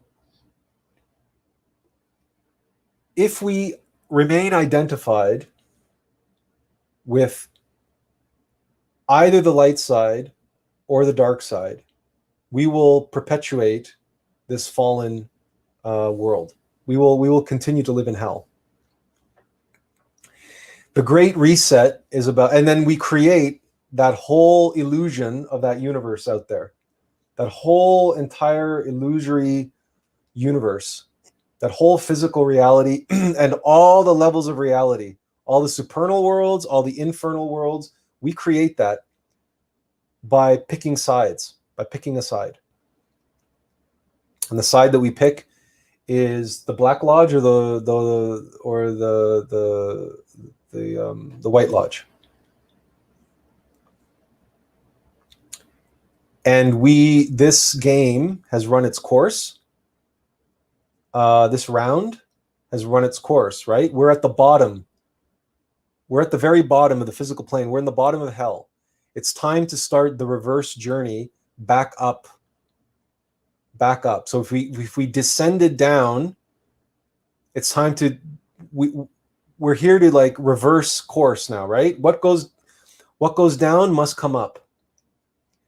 And the process of creation is one of expansion, but that's the masculine creation. It's masculine and feminine union. But you see that this process will continually if we allow it to continue, we'll continue to create fractals like we showed on the next slide, and is going to continue increasing the size of the universe and everything, but also increasing the separation of the two from the origin, from the source. And what we want to do is we want to reverse this process. And to reverse this process, we have to now embrace the feminine, and we have to embrace the most terrible, powerful, and meaningful aspect of the feminine, which is destruction, which is death. And because it is that process, it's death that begins the great outbreath and the great contraction. So the entire universe is about to begin the great crunch, the ascending arc of the Mahabambantara, or great cosmic breath. We are in the, so if take a moment, everyone, now. Let's move away from visualization. Let's move into experience. Take a deep breath in. And you reach the moment, right, where you can't go any further. You've filled out your lungs, your belly, your capacity for taking stuff in has been saturated. You're saturated now. So the only thing you can do is breathe out.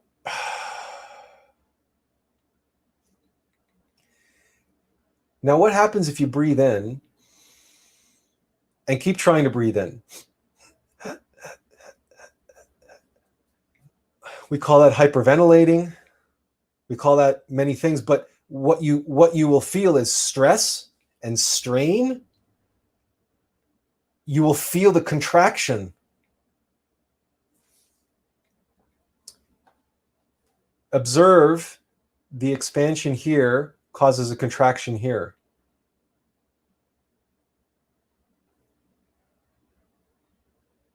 Whoops, I got to show that. I got to show you that. Observe that an expansion here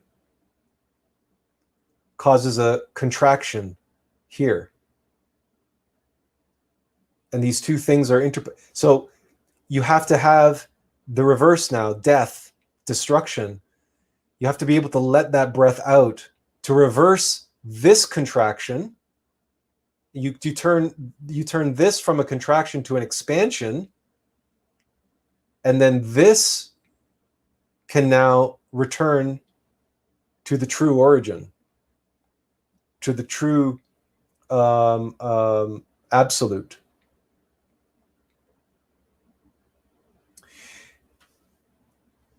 The reason why we show this slide, and oh yeah, this gets complicated. Okay, and we show this.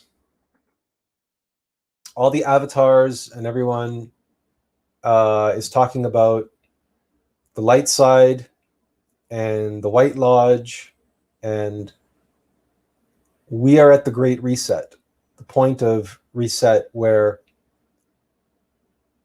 the White Lodge and the Black Lodge have to call it a game. We've been playing chess. That's what the Tao is. It's a game. Masculine and feminine, creation, destruction, positive and negative, and union of positive and negative. The Tao, the teaching for a humanity that's in hell, has to strip away all. It has to strip away this competition and fear and aversion, and return to balanced unity, and recognize that the Black Lodge is absolutely necessary. It's part of this game. It's all just a game, and it's all an illusion. It's all mind. It's all one divine mind. And that now is the time when we are in hell, to awaken and bring the divine mind and have union in the kingdom, in the foundation, the foundation, and unite heart mind by raising the feminine back up to the mind. So raising the kundalini back up to into the mind, into the crown chakra, and uniting the heart mind, IAO, the TAO, and recognize and uniting and reconciling the physical body, the metaphysical bodies, and ending this game, this round, and start the journey returning. So it's like playing Lego. We've been playing Lego all this time, and for how many humanities now? 5 humanities, and now we're heading into the 6th. But for the 6th humanity to be a new golden age, we have to recognize that we've built as much as we can go, as far as we can go, as complicated as we can go, and we don't want to go into any further complication. We don't want to go into any further confusion. We don't want to go any further deeper into hell. It's time to start taking apart and dismantling and stripping away all that confusion and stripping away all that superfluous stuff. It's time to return to the Tao, to the IAO, to the awareness, to the comprehension that we all have a self, a true self, a being, and we have a shadow self, this I, this false self. And that the I, the false self, serves a purpose. And it's so that the true self can know itself. The being can live. The being cannot live without its vessel, without its vehicle.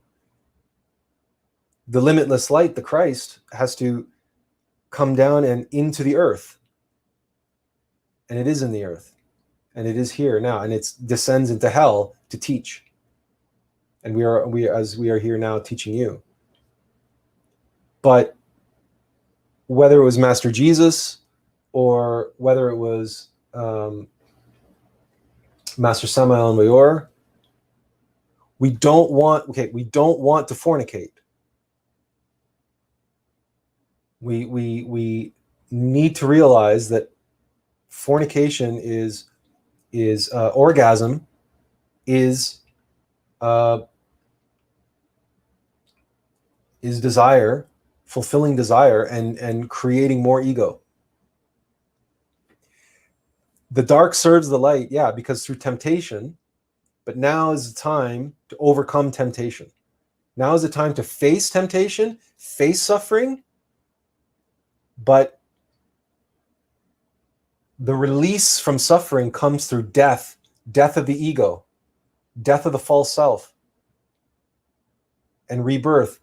But that death and rebirth is a psychological death as well as a physical death, because now we're at the point where humanity has to have a physical death, the end of the age, the end of humanity. We have to destroy all the complexity and all the nonsense and all the stuff that this fallen humanity has created.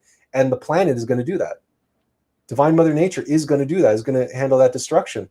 Our responsibility is to take care of our own nature, to observe the two natures of our nature and unite them and be one in peace and allowance and acceptance, but not indulgence. It's a dance. It's a dance. And what's the beauty about dancing? The beauty about dancing is that you I mean, we mean real dancing. You take your partner, you hold them, they hold you, and you move. You move together in perfect harmony, and you move to the music. And it's this wonderful, if you've ever really danced, we dance. We also figure skated for many years in our youth, and we did ice dancing. And to be able to dance on the ice, you have to first be able to dance on the ballroom floor. And there's something so beautiful and magical in dancing.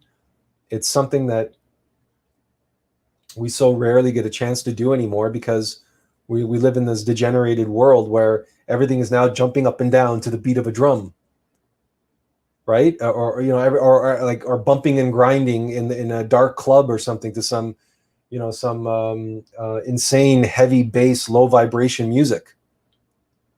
Where's that? A waltz, a tango, or any dance like that, or even just not even having any steps, just you and your partner, just one in perfect union, perfect harmony, and you just moving and around and around and around, and you can circle around each other, but then you can also circle around the ballroom, and circles and within circles within circles.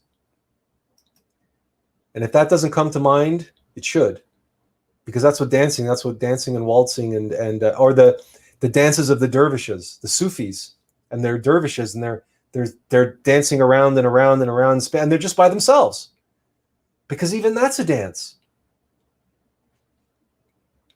But circles within circles within circles within circles, so they're dancing with themselves. They're two halves, their masculine and feminine polarities, their true self and their false self.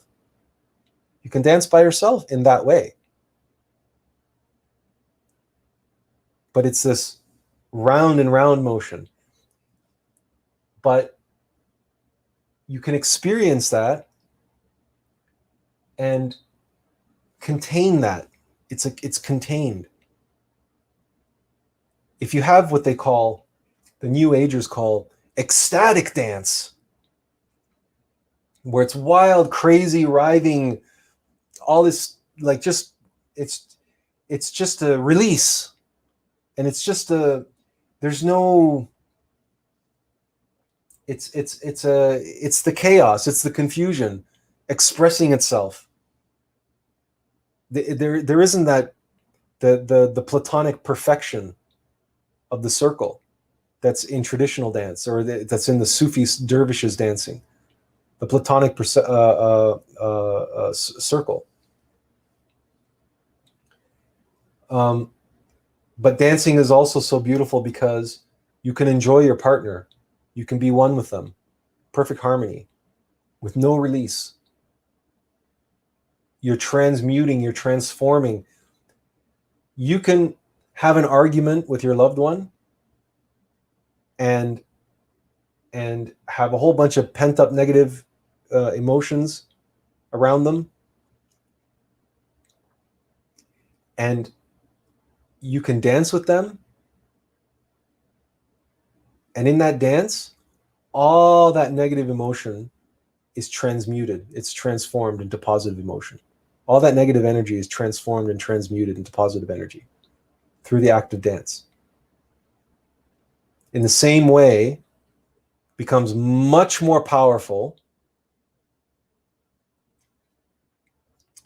when you do this with your partner in, of course, the ultimate dance, which is sexual union,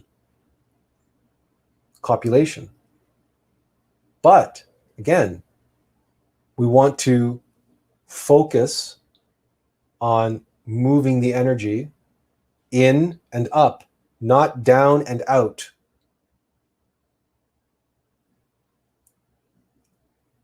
Up and in, rise and shine, not down and out.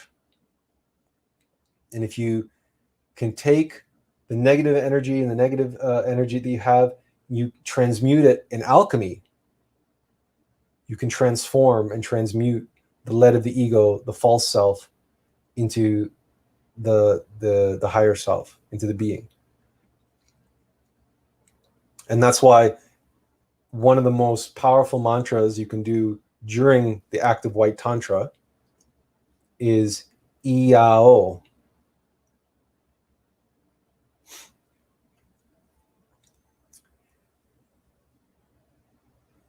Because again, we're talking about the union, the sacred union of the being, the higher self, and the lower self, and bringing the Christ into the world.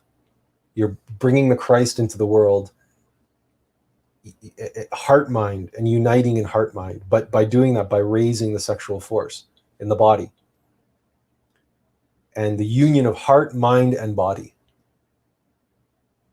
And that's where the S comes in, because the mantra of the root chakra is S. Sorry,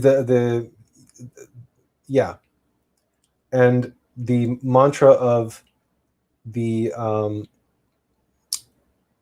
sexual waters, the sexual center, is M, which is M. So it's interesting that we'll go back to our little doodles here at the bottom.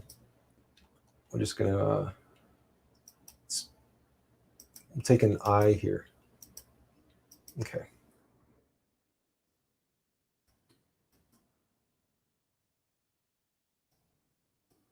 So obviously we can see in the DNA as well the S, right? But we also know the S on its side. And if we do this way, oh, that's a terrible dollar sign. Maybe we can get a better font here.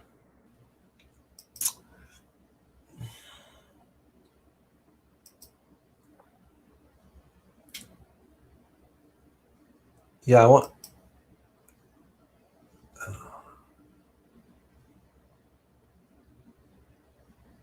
There, okay.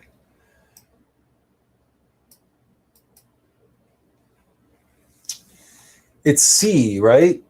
We also know, but if we had EIEIO, right?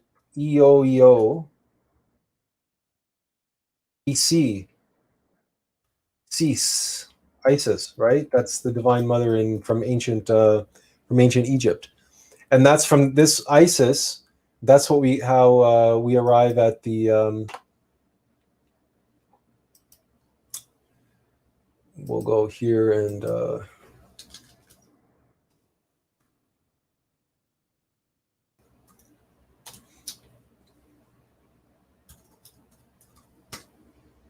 You guys haven't. There we go. Look. Okay, so let's just pick this one. I like this one here. Copy.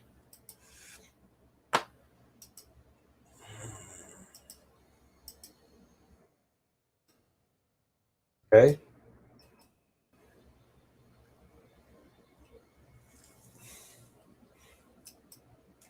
And then you take this and,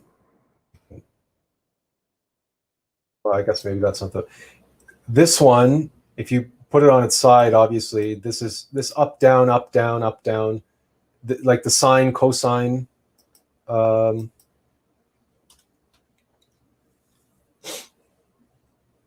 Is, that's another powerful mantra that you can do in sexual magic.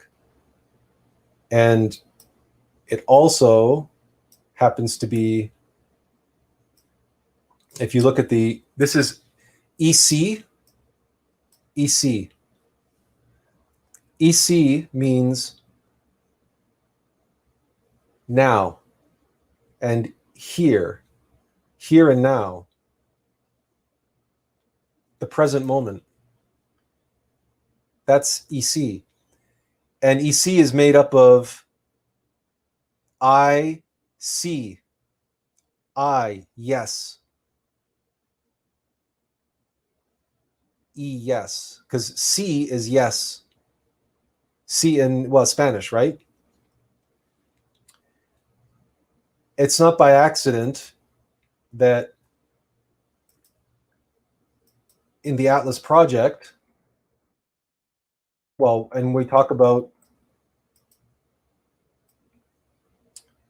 to see social, environmental, economics, spiritually enlightened and empowered. We also talk about seek, which is self-evident experiential knowledge. And then the inverse of seek, we get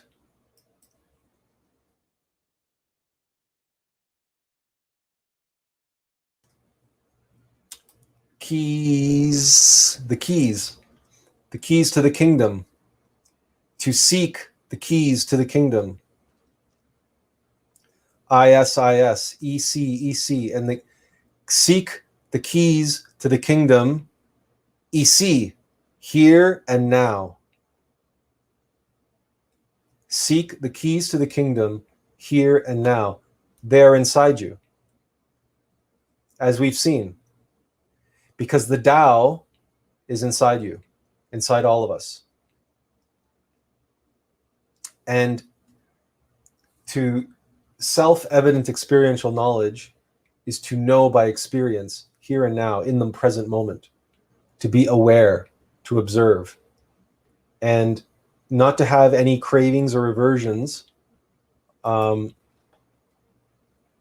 rather simply to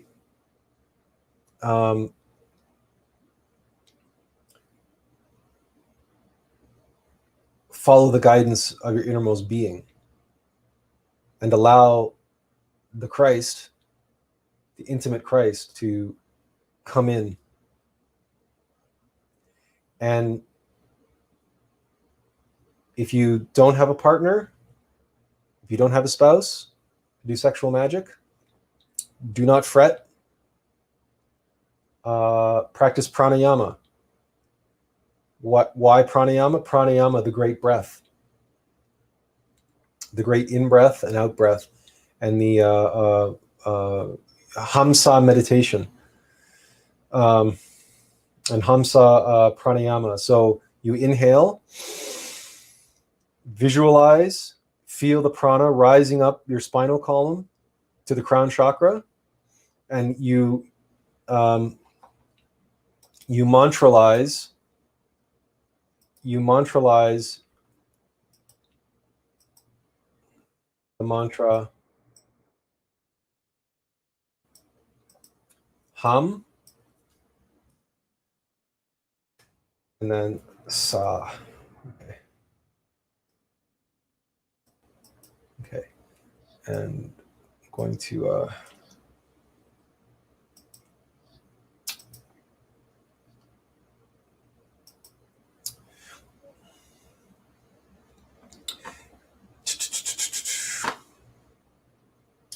bear with us just a moment while we find something here to assist us with the visualization.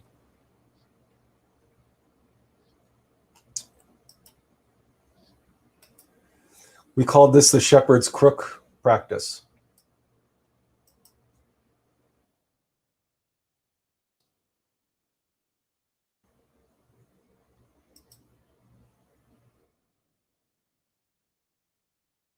And you may have seen this before.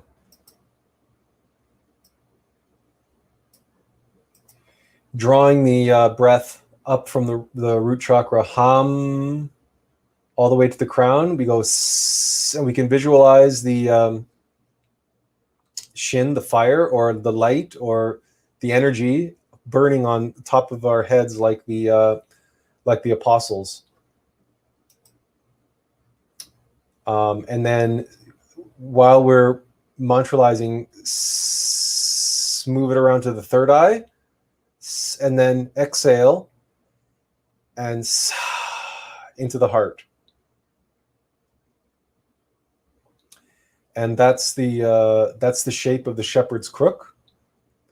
And this is how we circulate the prana inside energy and inside of ourselves, and we are transmuting in a limited way the sexual force. But if we don't have a spouse to work with, then if we are currently celibate, then we have to practice this. We have to work with this to circulate the energy and transmute the sexual force. And also remember that you can dance if you can practice the dance of the Sufis counterclockwise with your left hand open, and just looking at your left hand. It helps prevent. And then when you're finished dancing, you might be very, very, very dizzy. So it helps to put your left hand on your stomach and put your right two fingers here in your third eye, and just press hard and just breathe like in through the nose, out through the mouth. You can get a description of this on gnosticteachings.org in the rites of rejuvenation. But really, at the end of the day, the practices to work on in the next little while are meditating on your innermost being and meditating on the Tao, on your own self, your own two natures. A brilliant thing which came to our attention yesterday, absolutely amazing, and hopefully we can find it very quickly here. Guelph.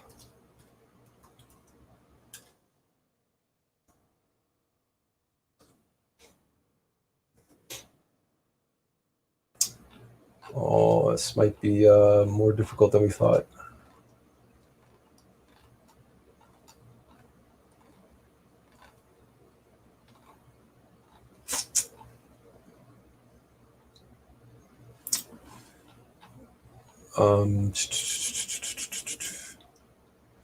Let's go to all. Okay, Guelph veterinarians. Okay.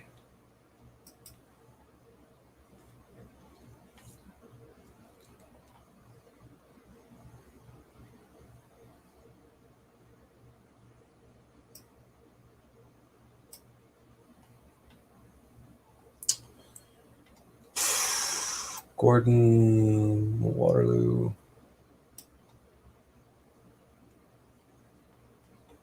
Of course, they're not on Google, so.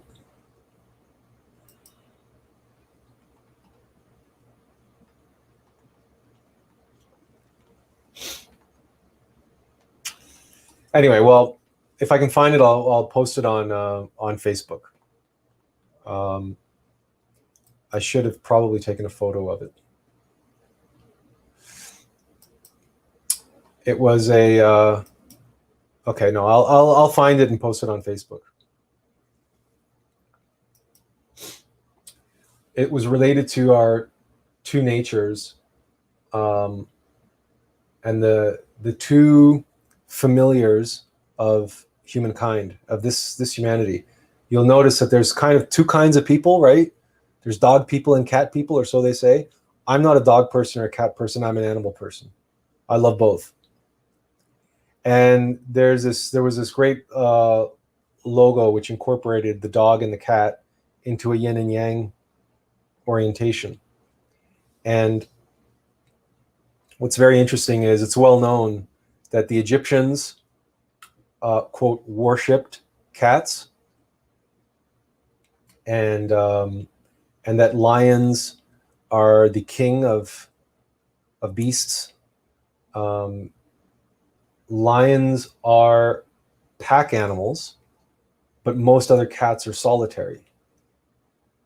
But the lion is different. The lion and the lion So these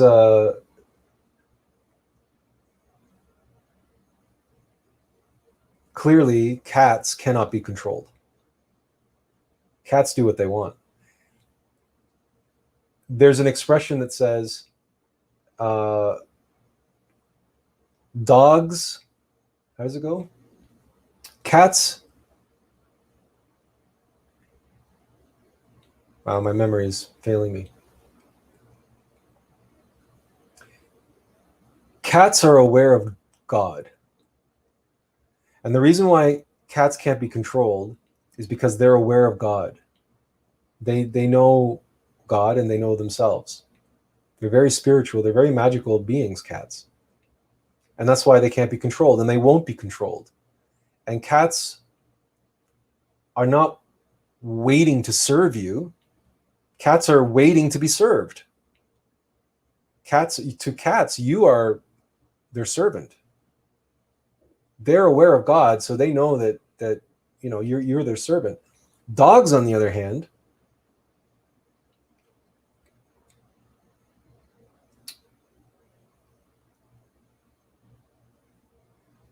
like service dogs. Dogs want to serve us. They're loyal, and their entire world revolves around us. To a dog, we are that dog's God.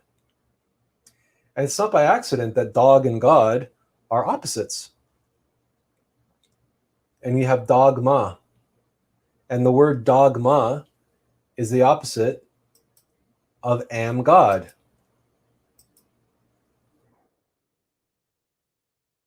These are not accidents. These are very important.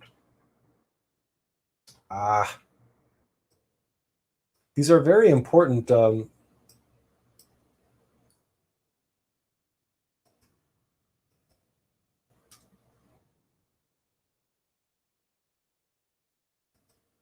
Right?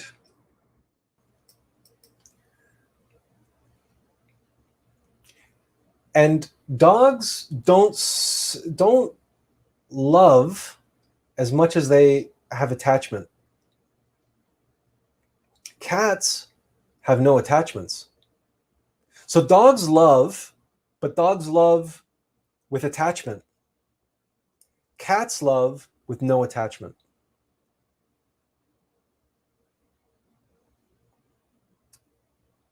This is very, very important to recognize that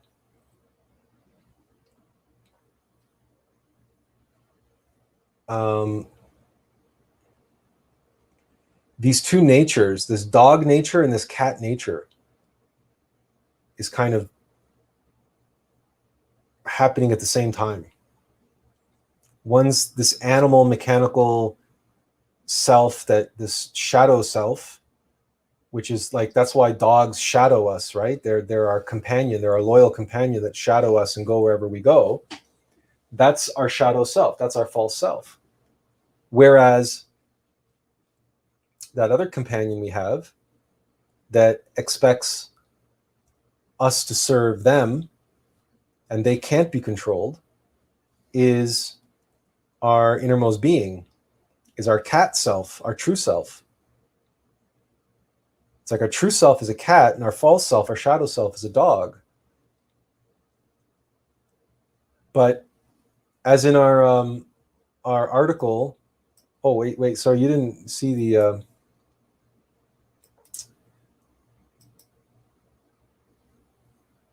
we're still getting the hang of this this software and the screen sharing stuff. So this is dogma and am God. So this relationship between these two parts of our existence, of our being, we have the shadow self and the being.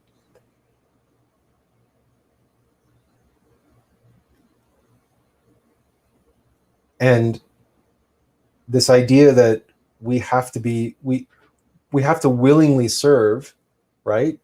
That we give of ourselves. So we have to become more cat-like in a way, and yet more dog-like. We have to marry these two aspects of ourself. So we don't want to live life with expectations that others are going to serve us. Rather, we should choose to serve others and love others with no attachment, like a cat. But that's not to say that we should abandon that side of ourselves that wants to serve others, like the cat does. The cat doesn't want to serve anybody. The cat wants to be served. And that's the problem with all of this White Lodge, Black Lodge stuff, and all this stuff about, oh, it's the White Lodge, the White Lodge, the White Lodge, because the Black Lodge serves the White Lodge. The Black Lodge is that dog self, that dog nature. But it's all based around attachment, like a dog's love. So this is subtle. This has to be meditated on. But that's why these animals exist. To show us, to teach us. One is devolving, like a dog is devolving, and one is evolving. But within us, we have both of these natures, and both serve a purpose.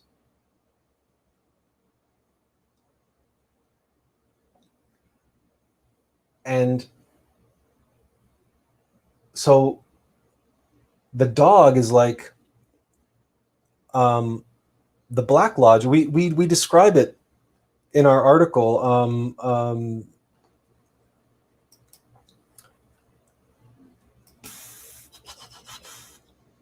Yeah, here it is.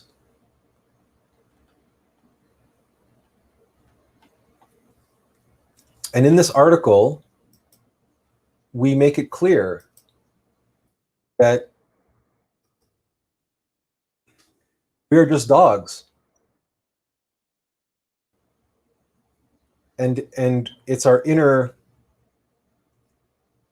master whom we serve, and that's why the shepherd's crook and everything else comes into play. And the only thing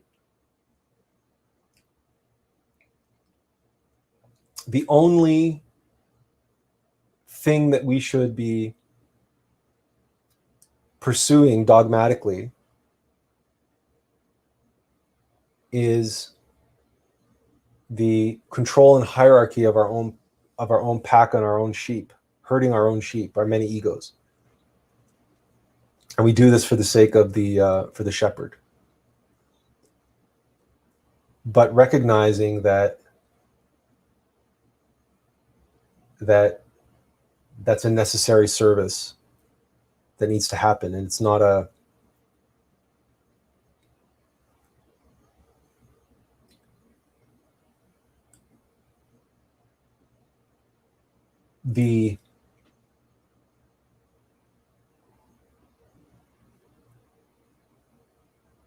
if we do not have a handle on our shadow self, on our dog self, on our lower self, then it will run roughshod over us and over everybody else. And we will fall. We will fall into dogmatism. We will fail miserably at trying to realize that we am God. We will be lost and identified with dogma. So one of the things that the Great Reset is all about is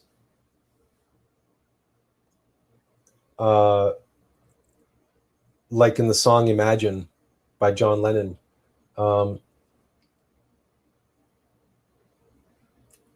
imagine no possessions, imagine no religions. He's talking about the Great Reset. Imagine there's no heaven, no hell below us. Imagine all the people sharing all the world, here and now, ISI. Because the tree of life and the way it's been presented, and all the writing and everything about it, and all these masters and stuff who have talked about it and everything else, they've all come at it from the point of view of, we are the White Lodge, we are the White Lodge, we are the White Lodge. And we are here to tell you now that the White Lodge and the Black Lodge don't exist in the purest sense. There are two sides of the Tao. There's nothing inherently good or evil about either of them. They're necessity. They're playing this game of chess for the souls of humanity. And it's two halves of one mind that's dreaming the whole universe into existence. And it's dreamt this entire universe into existence based around the principles that we've outlined here today. And in the very, from nothing into something, and through the act of creation, and of the Tao. So the Great Reset is about the return back to this simplification. Start to the great shrink, the great compression, the great contraction, the great in-breath. We've gone as far as we can on this out-breath, but if we remain identified, we're going to keep trying to fill our lungs with air, and it's going to create more and more suffering, more and more intensity, more and more stress.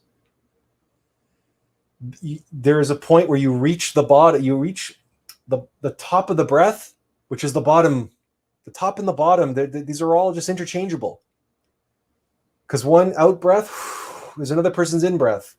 And these bellows constantly moving back and forth, these undulations, right? Like these waves, vibration, frequency, up and down and up and down and up and down.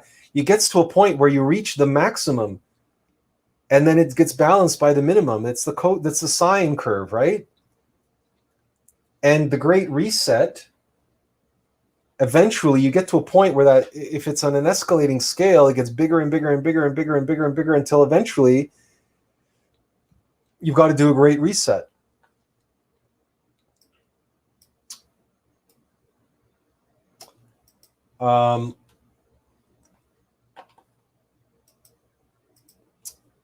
We're going to show you something that you may or may not be familiar with.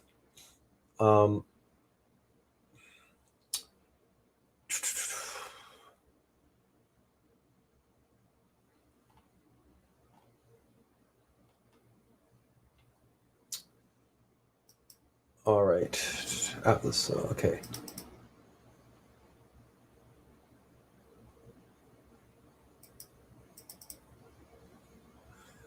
All right, let's just do.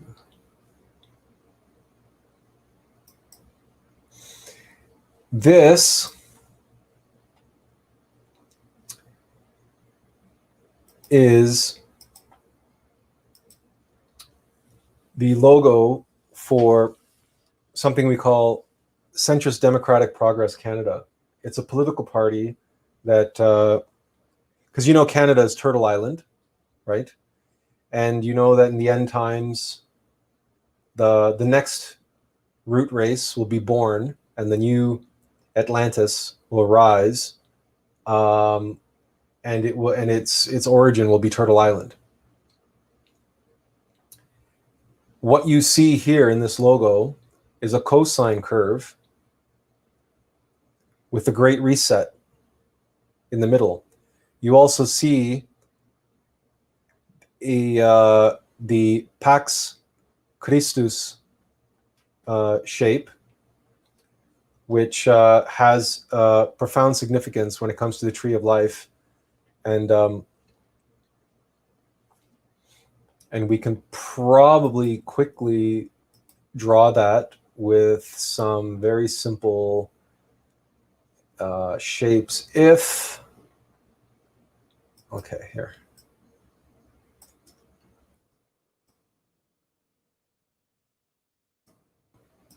Okay, and then insert a shape, a line.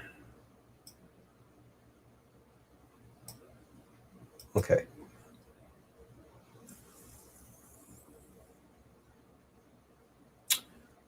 Right, so actually, insert shape, let's do a triangle.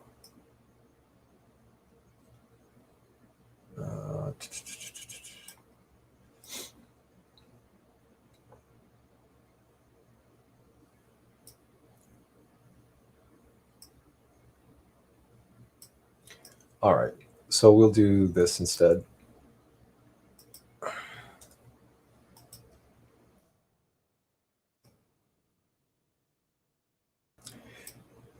So when we go down the tree of life and we see the triangles and the descent and all that stuff, okay, and we see these lines and everything else, what we get to is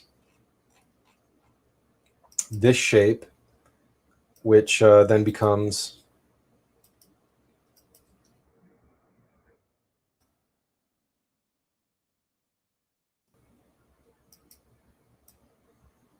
okay. Now, here's the thing though. We know this shape.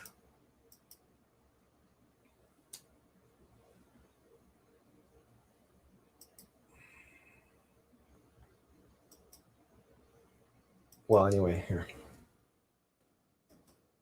Here's the X. So let's let me take, if I make this there.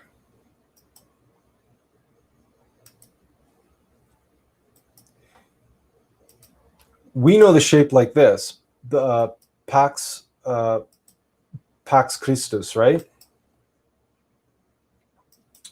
So, oh, I can't take.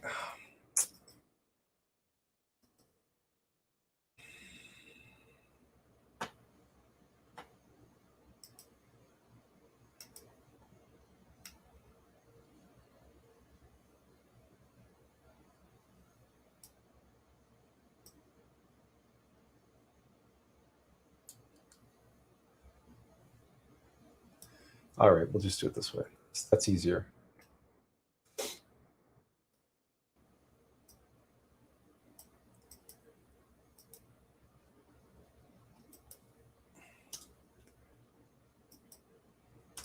This is how we know this shape. But this Pax Christus is fallen. The cross is fallen. There's a disconnect.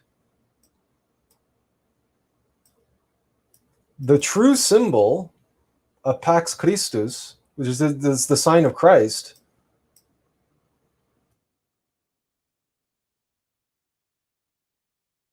is not this.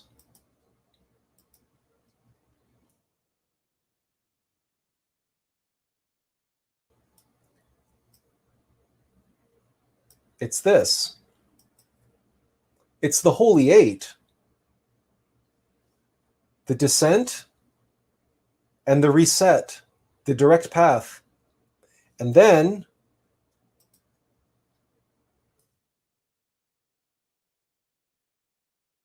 these reverse.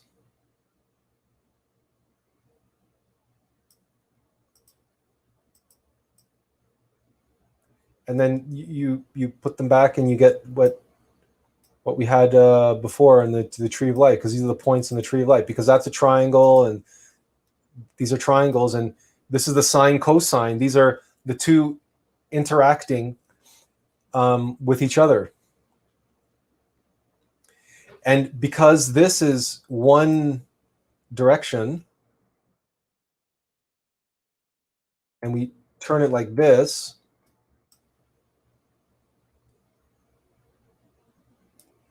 in here, not only is there the Pax Christus, the sign of the Christ, but there's also the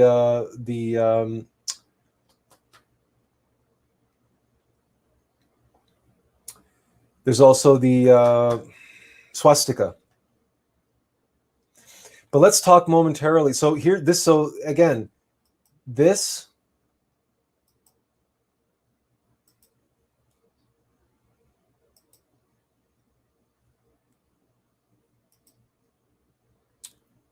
just highlight that, okay? With the X here. So here we have the loop, the completed loop, right?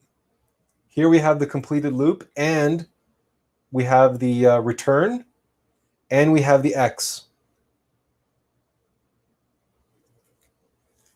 So we have this. But what about this leaf? What's that all about? Well, it's not only the symbol of Canada, which is important for reasons, but now let's take this. Let's have no fill. Okay.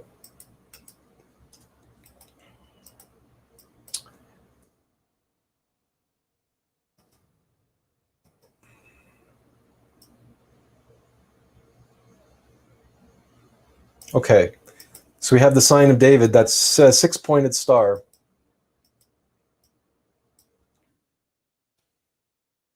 And then if we take this,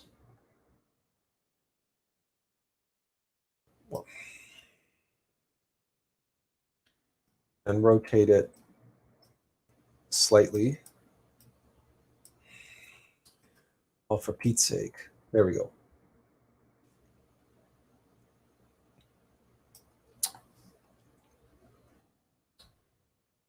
$12-pointed star. The star of the zodiac. The star of the 12 independent aspects of the being, the 12. Okay, so let's count. 1, 2, 3, 4, 5, 6, 7, 8, 9. Pointing up. And 1, 2, 3 pointing down. Those are the 12 points on the Canadian maple leaf. 3 down, 9 up. And remember, if we go all the way back to the beginning, and we were talking about, oh, let's make this bigger for you. Oh, sorry. This should have been like this. Okay. So here we have the 12 points, and we have the Pax Christus and the 12-pointed star of the zodiac. Because this is centrist democratic progress, the great reset. Everything goes back to the origin, the cross of light. The cross of light in the middle, the center, the origin, the true absolute, the real absolute, not absolute light or absolute dark, but the absolute of absolutes, the being of being, the IAO, the TAO, the origin of both light and dark, the balance, the return, the reset. Because we do this on the precession of the equinoxes. Every humanity, there's 12 signs of the zodiac. This is the organizational law of 12, the organizational principle of 12. 6 up, 6 down for balance. But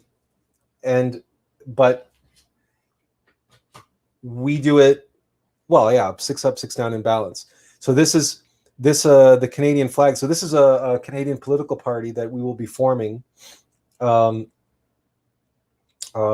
the process of the Kali Yuga, to start eliminating all of this divisive politics, the politics of division. We have to move from the politics of division to the politics of unity. We have to move from a life of complexity and confusion to a life of simplicity and synthesis. We have to move from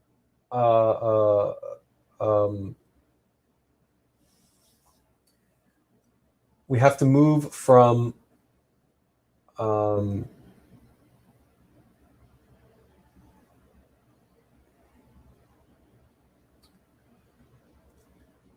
life of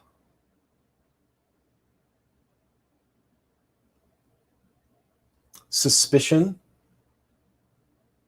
and a life of fear, of fearing our neighbor, to one of love. And we have to move from lust to love, from fornication to white tantra. And all it will take is 1%. 1%. Just 1% need to awaken.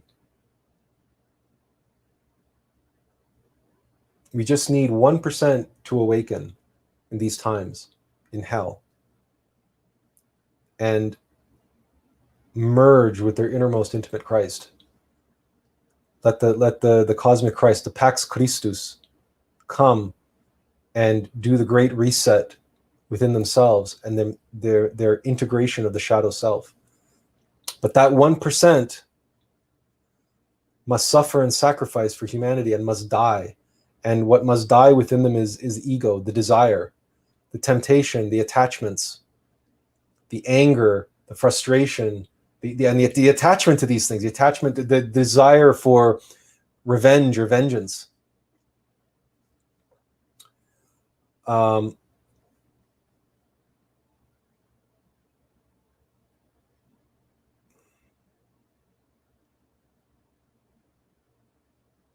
This is our work.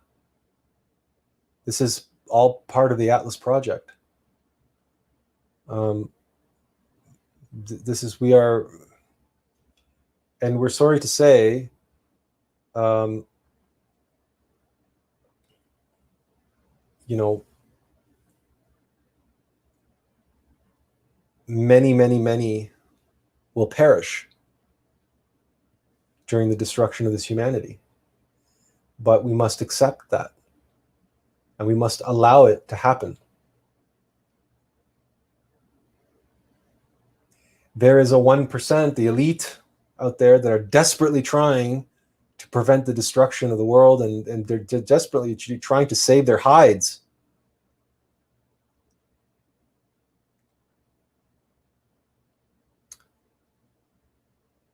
Instead of trying to help everyone save their souls. Instead of saving souls in hell, they're doubling down on fear.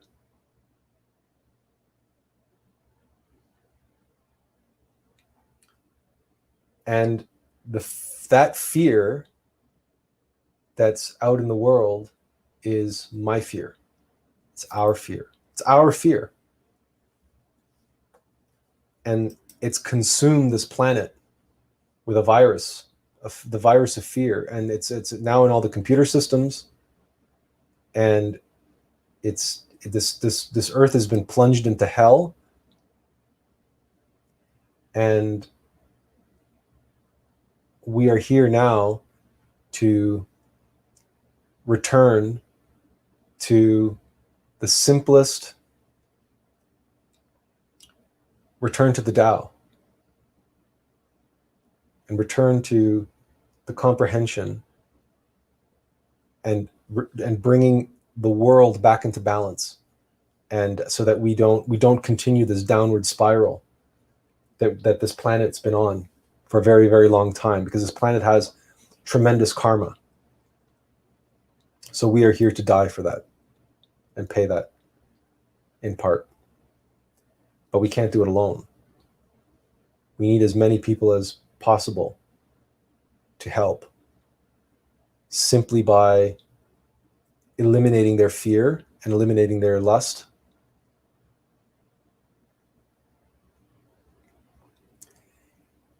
And fear of the false ego. In other words, the fear of the Black Lodge itself. Right? So eliminate your fear of the Black Lodge itself. The Black Lodge is not our enemy.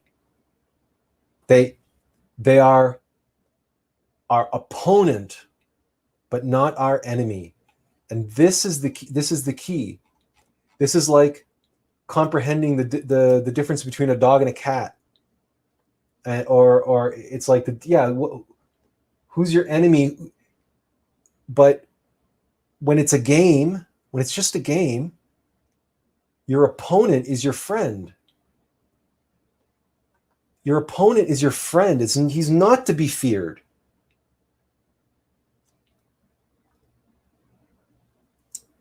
It's a dance. But dancing is not fornication. Dancing is not control. Like dancing in the patriarchal sense is, who leads? Well, yeah, masculine and feminine are a little different, so the male leads. But when you really understand dancing, when you know dancing, you know that you lead, but you're creating this space of love, and your partner, she can do all kinds of amazing things, and when you let go of the reins and you let your partner lead, and you lead each other, and it's this undulation, it's this back and forth, and it's back and forth. Master Samael talks about the chess game, chess. And if you have never watched the movie called Kingdom of Heaven by Ridley Scott, there's a fantastic scene in that movie where there's a fantastic scene in that movie where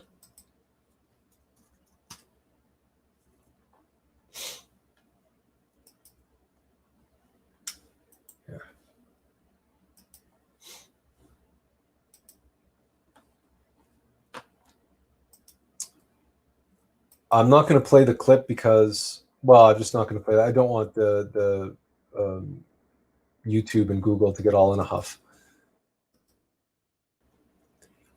There's a scene where the king of Jerusalem says to Balian, all the world's in chess.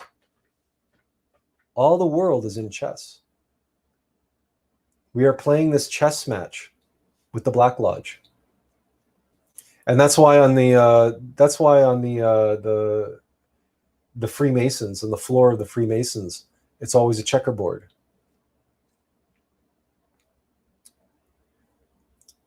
But remember that chess game, eventually we get to a point where it's checkmate. Checkmate.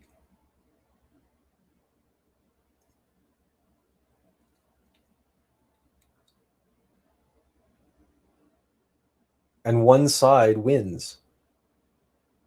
The other side has to recognize that they've lost, and why they've lost, and how they've lost. And then we have to reset the board.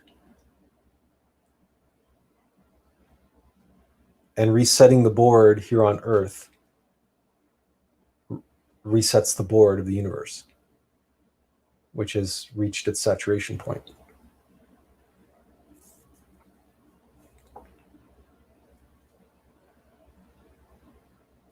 The universe, which is an illusion.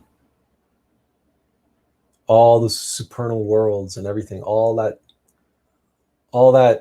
White Lodge stuff, and all the angels and archangels and all these beings at all the levels and everything, all that stuff, all that complexity, all that illusion, it's all illusion. The entire universe is one mind, one being, one light, the Christ, separated into infinite monads,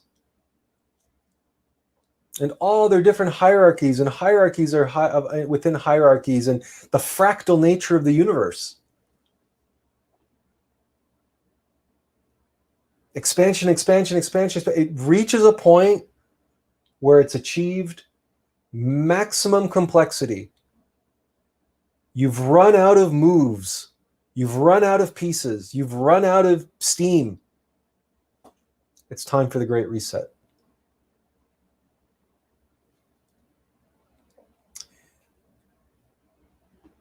Yes, Erwin, speak the truth always, even if it leads to your death, especially if it leads to your death, because it is only through death that we can speak the truth.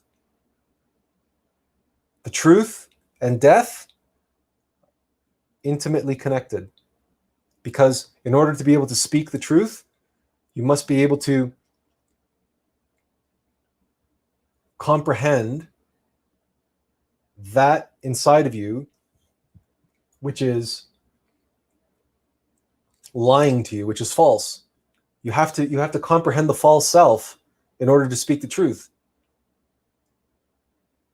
And the integration of the false self is the integration, the realization that the shadow self, the false self, was there to test and challenge, to be our opponent. But if we defeat our opponent, we reset. And if we reset, then we realize our opponent was our friend the whole time. We were just having a friendly game of chess. We were playing chess with our false self, our true self and false self. We're playing chess. This is why, strangely, you see some dogs and cats get along like oil and water, and some dogs and cats get along like peas in a pod.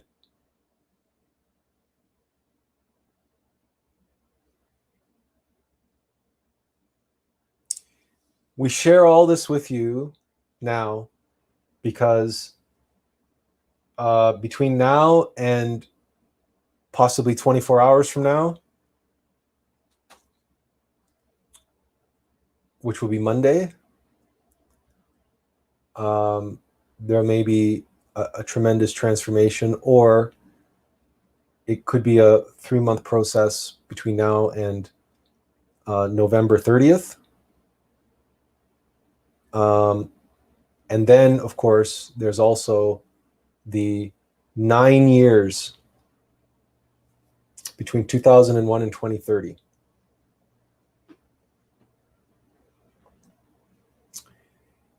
In many ways, the Great Reset, should have happened in 2000. That's why they called the Y2K bug and everything else about the. But the thing about that though is that Great Reset, because of the way the calendars are off, and then they messed with the calendars and everything else. Like the Mayan calendar was very accurate that way, but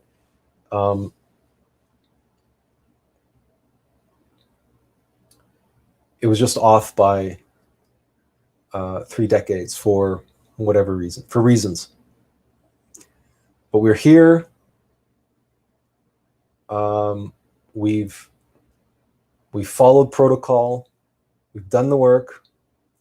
We've avoided the traps as best we can, and at great risk to ourselves, at the great risk of not giving a damn, not caring what other people think, including Gnostics, including Gnostic instructors, including the solar hierarchies of the angels and archangels, and all the rest of it, and all the legions of I don't know, Luciferians, and all the black magicians and the awakened demons and all that stuff. We don't care what any of them think, because we know it's all an illusion. We know it's all us. We are the Christ. We are one mind. It's all just elaborations and complications and permutations and of us, of you. It's time for the Great Reset. It's time to reset the board and start a new game. Reset the board. Clean slate. And we have been given the knowledge. We've been given the keys, the tools, and we will be given the funds. We will receive the funds in order to make this happen. and we will bring our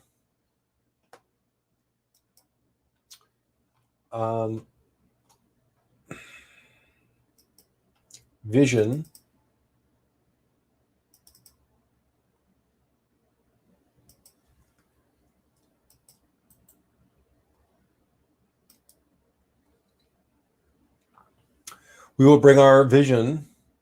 for the living with ecosystems.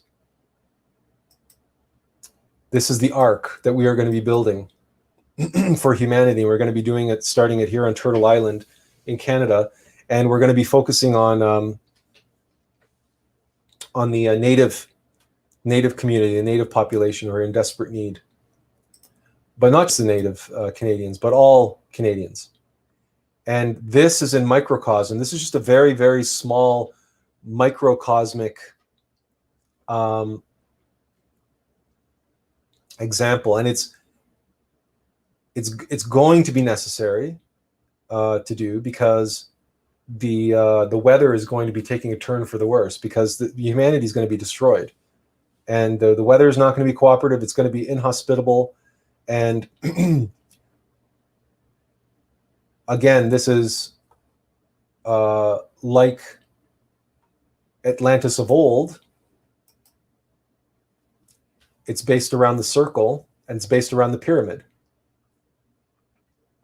But this is only a microcosmic pod, one pod, right? Example of it.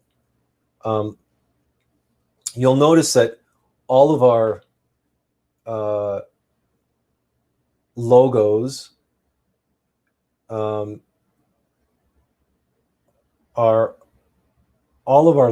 are essential and very communicative of the sacred geometry that we've been describing. This, by the way, there's 12 living spaces, arms, around the central pea pod.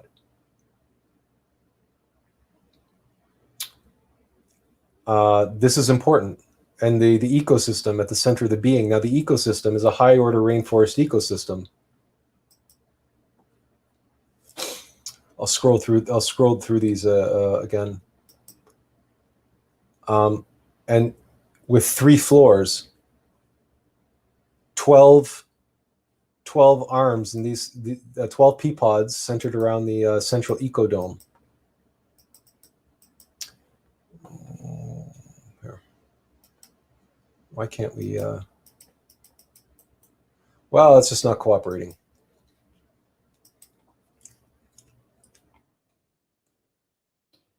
Oh, that's why. Okay. 3 floors high, and the central pyramid under the light, right under the sun, and inside the pyramid is a meditation chamber.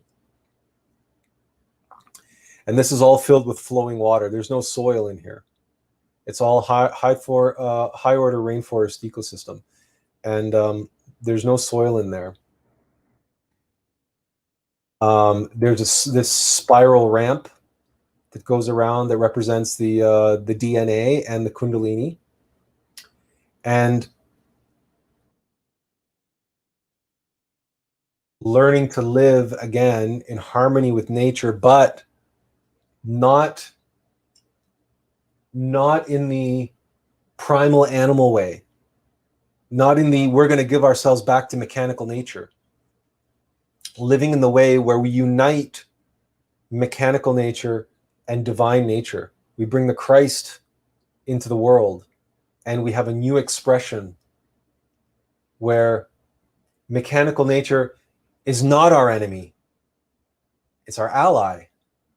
We just need to walk the razor's edge and not give in to the temptations and the traps set for us by mechanical nature. Mechanical nature and divine nature are like the masculine and the feminine, because For creation to exist, you need both masculine and feminine in union. So we become a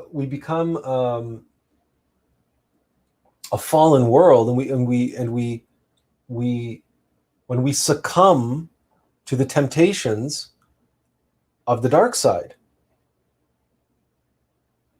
But the dark side is so clever. The Black Lodge is so clever, and they play the game so well that they've infused the message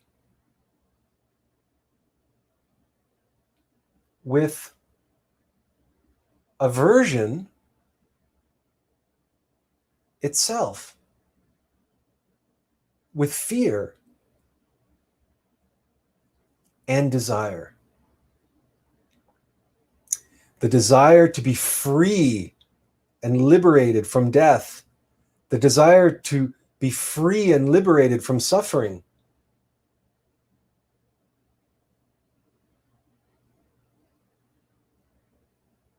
To be or not to be, that is the question, whether 'tis nobler in the mind to suffer the slings and arrows of outrageous fortune, or take up arms against a sea of troubles, and by avoiding end them.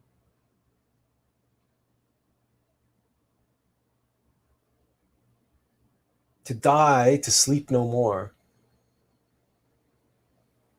or to remain asleep. But the thing is that we don't want to die in that sense. We don't want to fear death. We want to use death as our opportunity for transformation and transmutation and integration. To die before we die. To die into all of our fears, including the fear of fear itself, including the fear of the Black Lodge, including the fear of the great game and of suffering. Why should we the liberation from suffering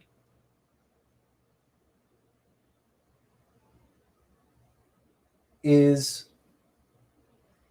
to be happy, to be joyful, to be in peace amidst the suffering, to accept the suffering is to be free of, to be liberated by it. Acceptance, allowance, not resistance to. The transformation of, the transmutation of negative energy and negative forces into positive forces. This is more than just positive thinking. This is a metaphysical process. This is alchemy. And to establish a new earth and a new humanity with a foundation of mutual harmony and symbiosis, of serving nature instead of dominating nature, serving nature.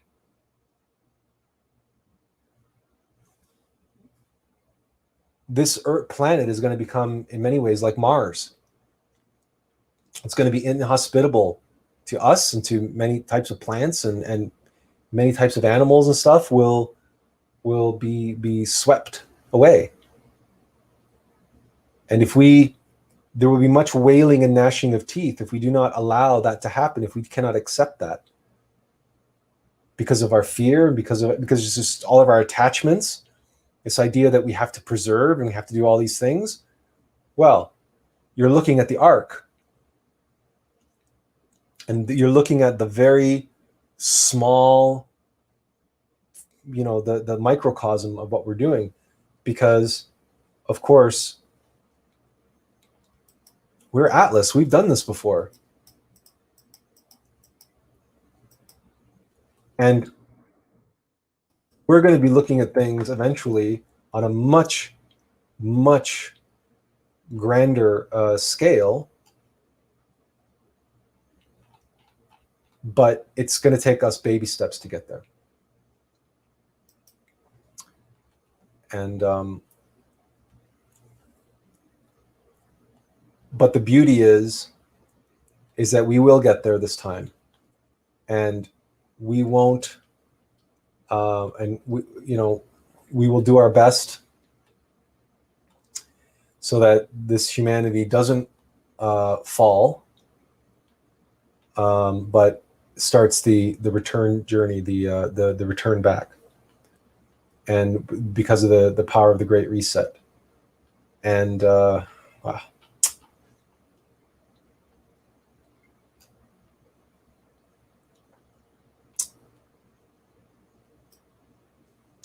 We're looking for a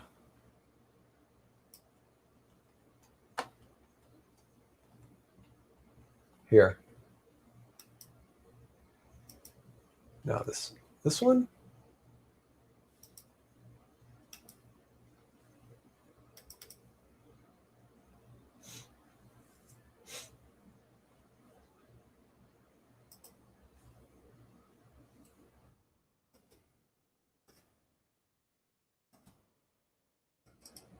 Oh, yeah, the other one was better, maybe. For sure, the other one was better.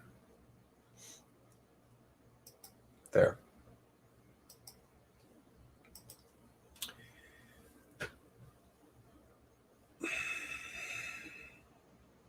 We did it before,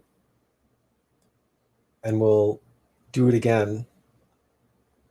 And this time, we are going to simplify. We're going to return to the Tao. No fear. No fear, no lust, no shame, no pride, gluttony, no need or desire for mindless entertainments, no desire for escape. The comprehension of being in it, but not of it. The harmonious balance. We must return to harmonious balance within ourselves and the world. Coming to the edge, but then backing off. Taking it right to the edge and then coming back off. That's the essential teaching of White Tantra, right? Not giving in to the temptation, to the lust, enjoying sex, enjoying the physicality, enjoying the love, making love, make love, not war. Enjoy the interaction with one another, enjoy the interactions with our fellow neighbors and our community and the whole world, but not give in to those temptations that are presented to us by mechanical nature. Use mechanical nature and serve mechanical nature, and bring our divine nature to bear into that process, so that our divine nature and our mechanical nature are touching and united as one. Bring the third dimension up into the fourth dimension, or bring the fourth dimension down to the third dimension, but not just the fourth dimension, but the fifth, the sixth, the seventh, because really it's all the zero dimension. It's all the absolute. And it's really the foundation of everything. The vibration, the frequency. And if we unite and return to that four-dimensional metaphysical science and ecosystem, high-order rainforest ecosystem, harmony and mutual harmony and symbiosis, if we create these environments of mutual harmony and symbiosis, mechanical nature and divine nature, together as one, living as one, the individuals in that matrix will be supported by that energy. and they will support one another, and that will begin to radiate out. Every Peapod Life community that we build will be this beacon of light, this incredible beacon of not positive energy or negative energy, but balanced, harmonious, dancing energy. This the undulation, the back and forth, but creating this within the harmony of that, the dance, and being able to live in that and experience that and know that, and then comprehend how that functions inside of ourselves and how we dance with our egos without indulging them, without falling into their traps. We just dance. And without identifying, without getting attached, without any identification, without any attachment, because it's just a game. It's just a game. So somebody takes our pawn, somebody takes our knight, somebody takes our rook, somebody takes our queen. It's just a game. What's coming is the Great Reset. We say, shake the hands of our opponent, say, congratulations, you won this round, you won this game. Let's set up another one. Let's play again. That opponent is the Black Lodge. That opponent is not out there. That opponent is in here. Just as you are not out there, you are in here. And I am not out there, I am in there. We are one.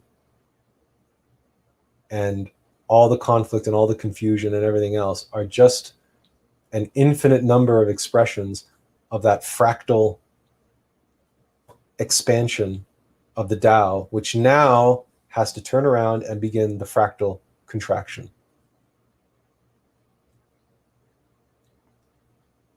So dance. And what's coming is going to be hard. It's going to be difficult. But don't identify.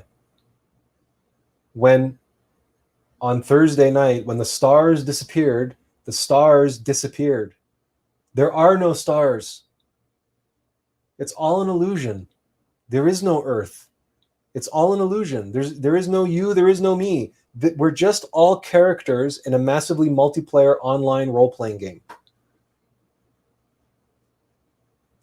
So have no attachment to your character. Have no attachment to this vehicle, this vessel. And allow, let go and let God. Let what has to happen, happen. Let it happen. Just be aware and be conscious and have no attachments and have no identifications, including with this self.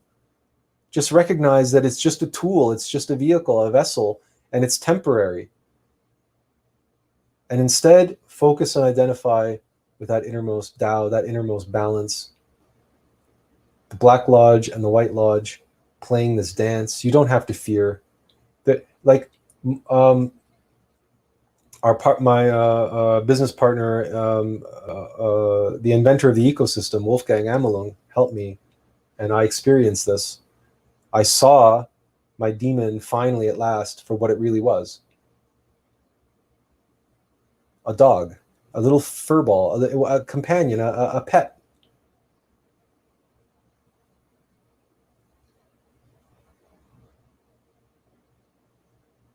Before, when I was still shrouded in fear, when I encountered my demon, it was a demon. It was a hideous gargoyle. It was terrifying.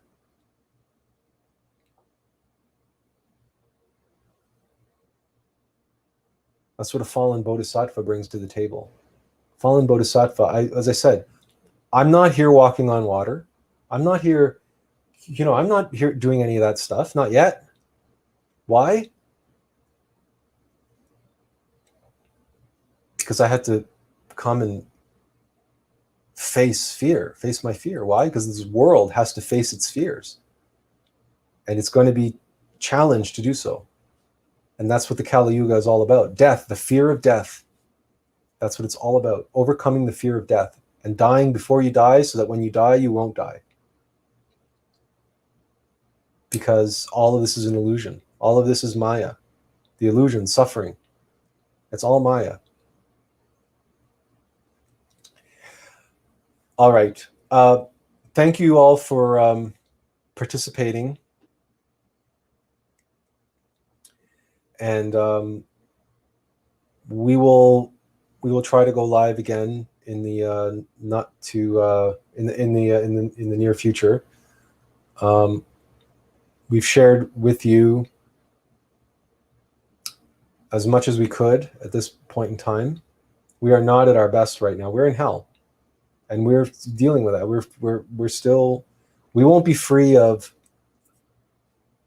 entirely free of all of this until we die, and this humanity dies. And so we have to struggle and deal with that and face that. But we can do it with great calm and great peace, because we know it's an illusion. We know it's not real.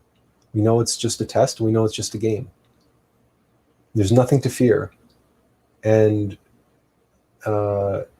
even all we have to do is just relax, and just stay relaxed and stay focused and aware and conscious. IAO, EC, TAO, the TAO, now. So Apocalypse TAO is Apocalypse now. Now, TAO. EC, here and now. Here and now means you and me. Right now, in here. The apocalypse, the end times. IAO. Heart, mind, union of heart, mind. This is the ultimate, because that in the Tao, that's the masculine and feminine. That's the two towers, Attlas, the two T's of Attlas, united as one. When we're reborn, we'll be Attlas with one T again. And Allux will stay with two L's, Allux, all light. And the two pillars will remain in Allux. But the two T's will become one T. Because we will have integrated our shadow self. And we will have emerged synthesized, in synthesis, in sync, in synth.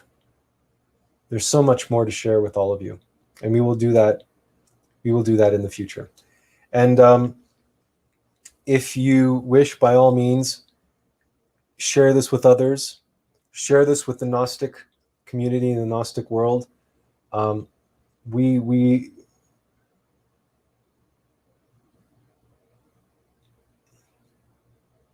We don't want to take anything away from the great masters and the avatars who've come before us. That's not our intention.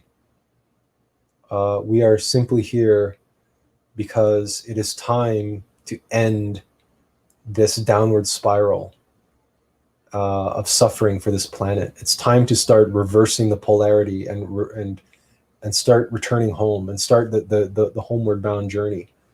And we did our best with Atlantis, but then Atlantis fell again into darkness. And the Aryans have been struggling and suffering from that ever since. And now it's time for us to face our destruction and die, and Atlantis, so that Atlantis can be reborn and will be reborn. And Attlas will be at its head, and it will have its beginning and origin in Turtle Island. And we even have a political party which we will be establishing to eliminate the division, the divisiveness, the animosity, and return to the great reset, the centrist, the balance. bring balance back to the force. That's the key.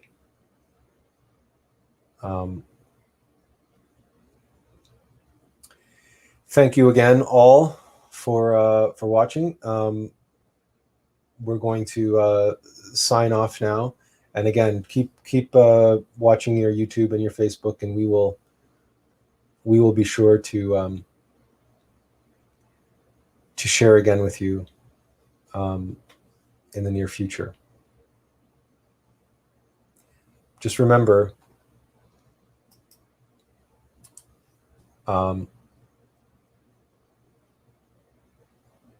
this is the body of Christ.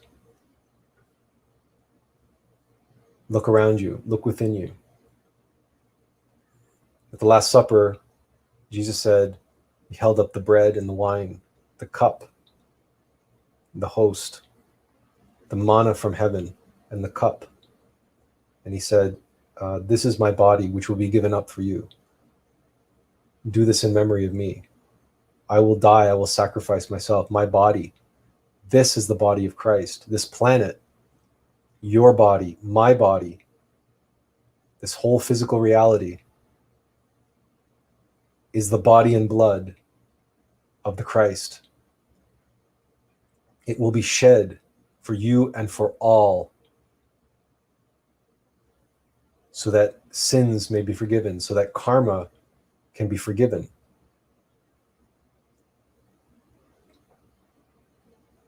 And do this, die psychologically in memory of that the Christ came, and the Christ descended into the physical plane. The Christ did more. The Christ died and descended into hell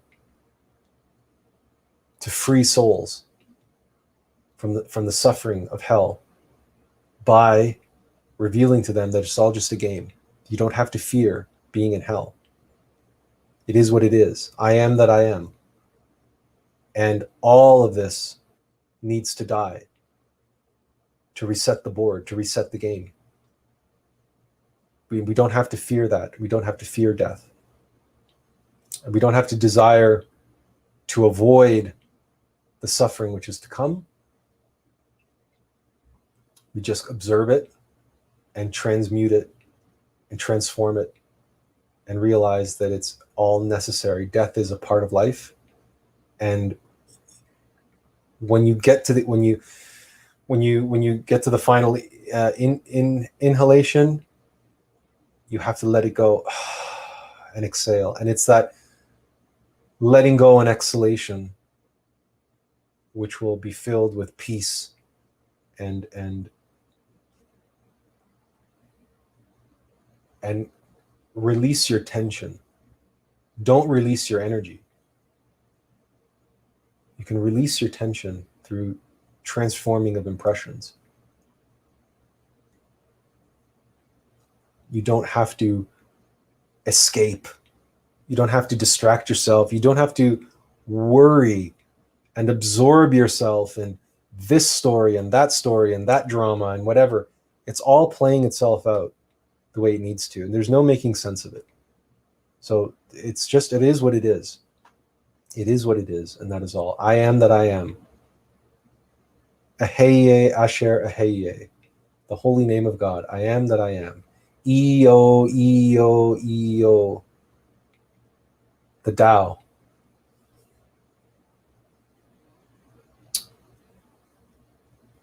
All right, we're signing off. Thank you all again, and blessings and all the best to you and everyone in this suffering humanity. And we hope and we pray that all we hope and pray may all this be done in accordance with the law, that the great reset take place within our hearts, within our minds, within the center of our being. And we reestablish the great IOIO within ourselves, synthesized.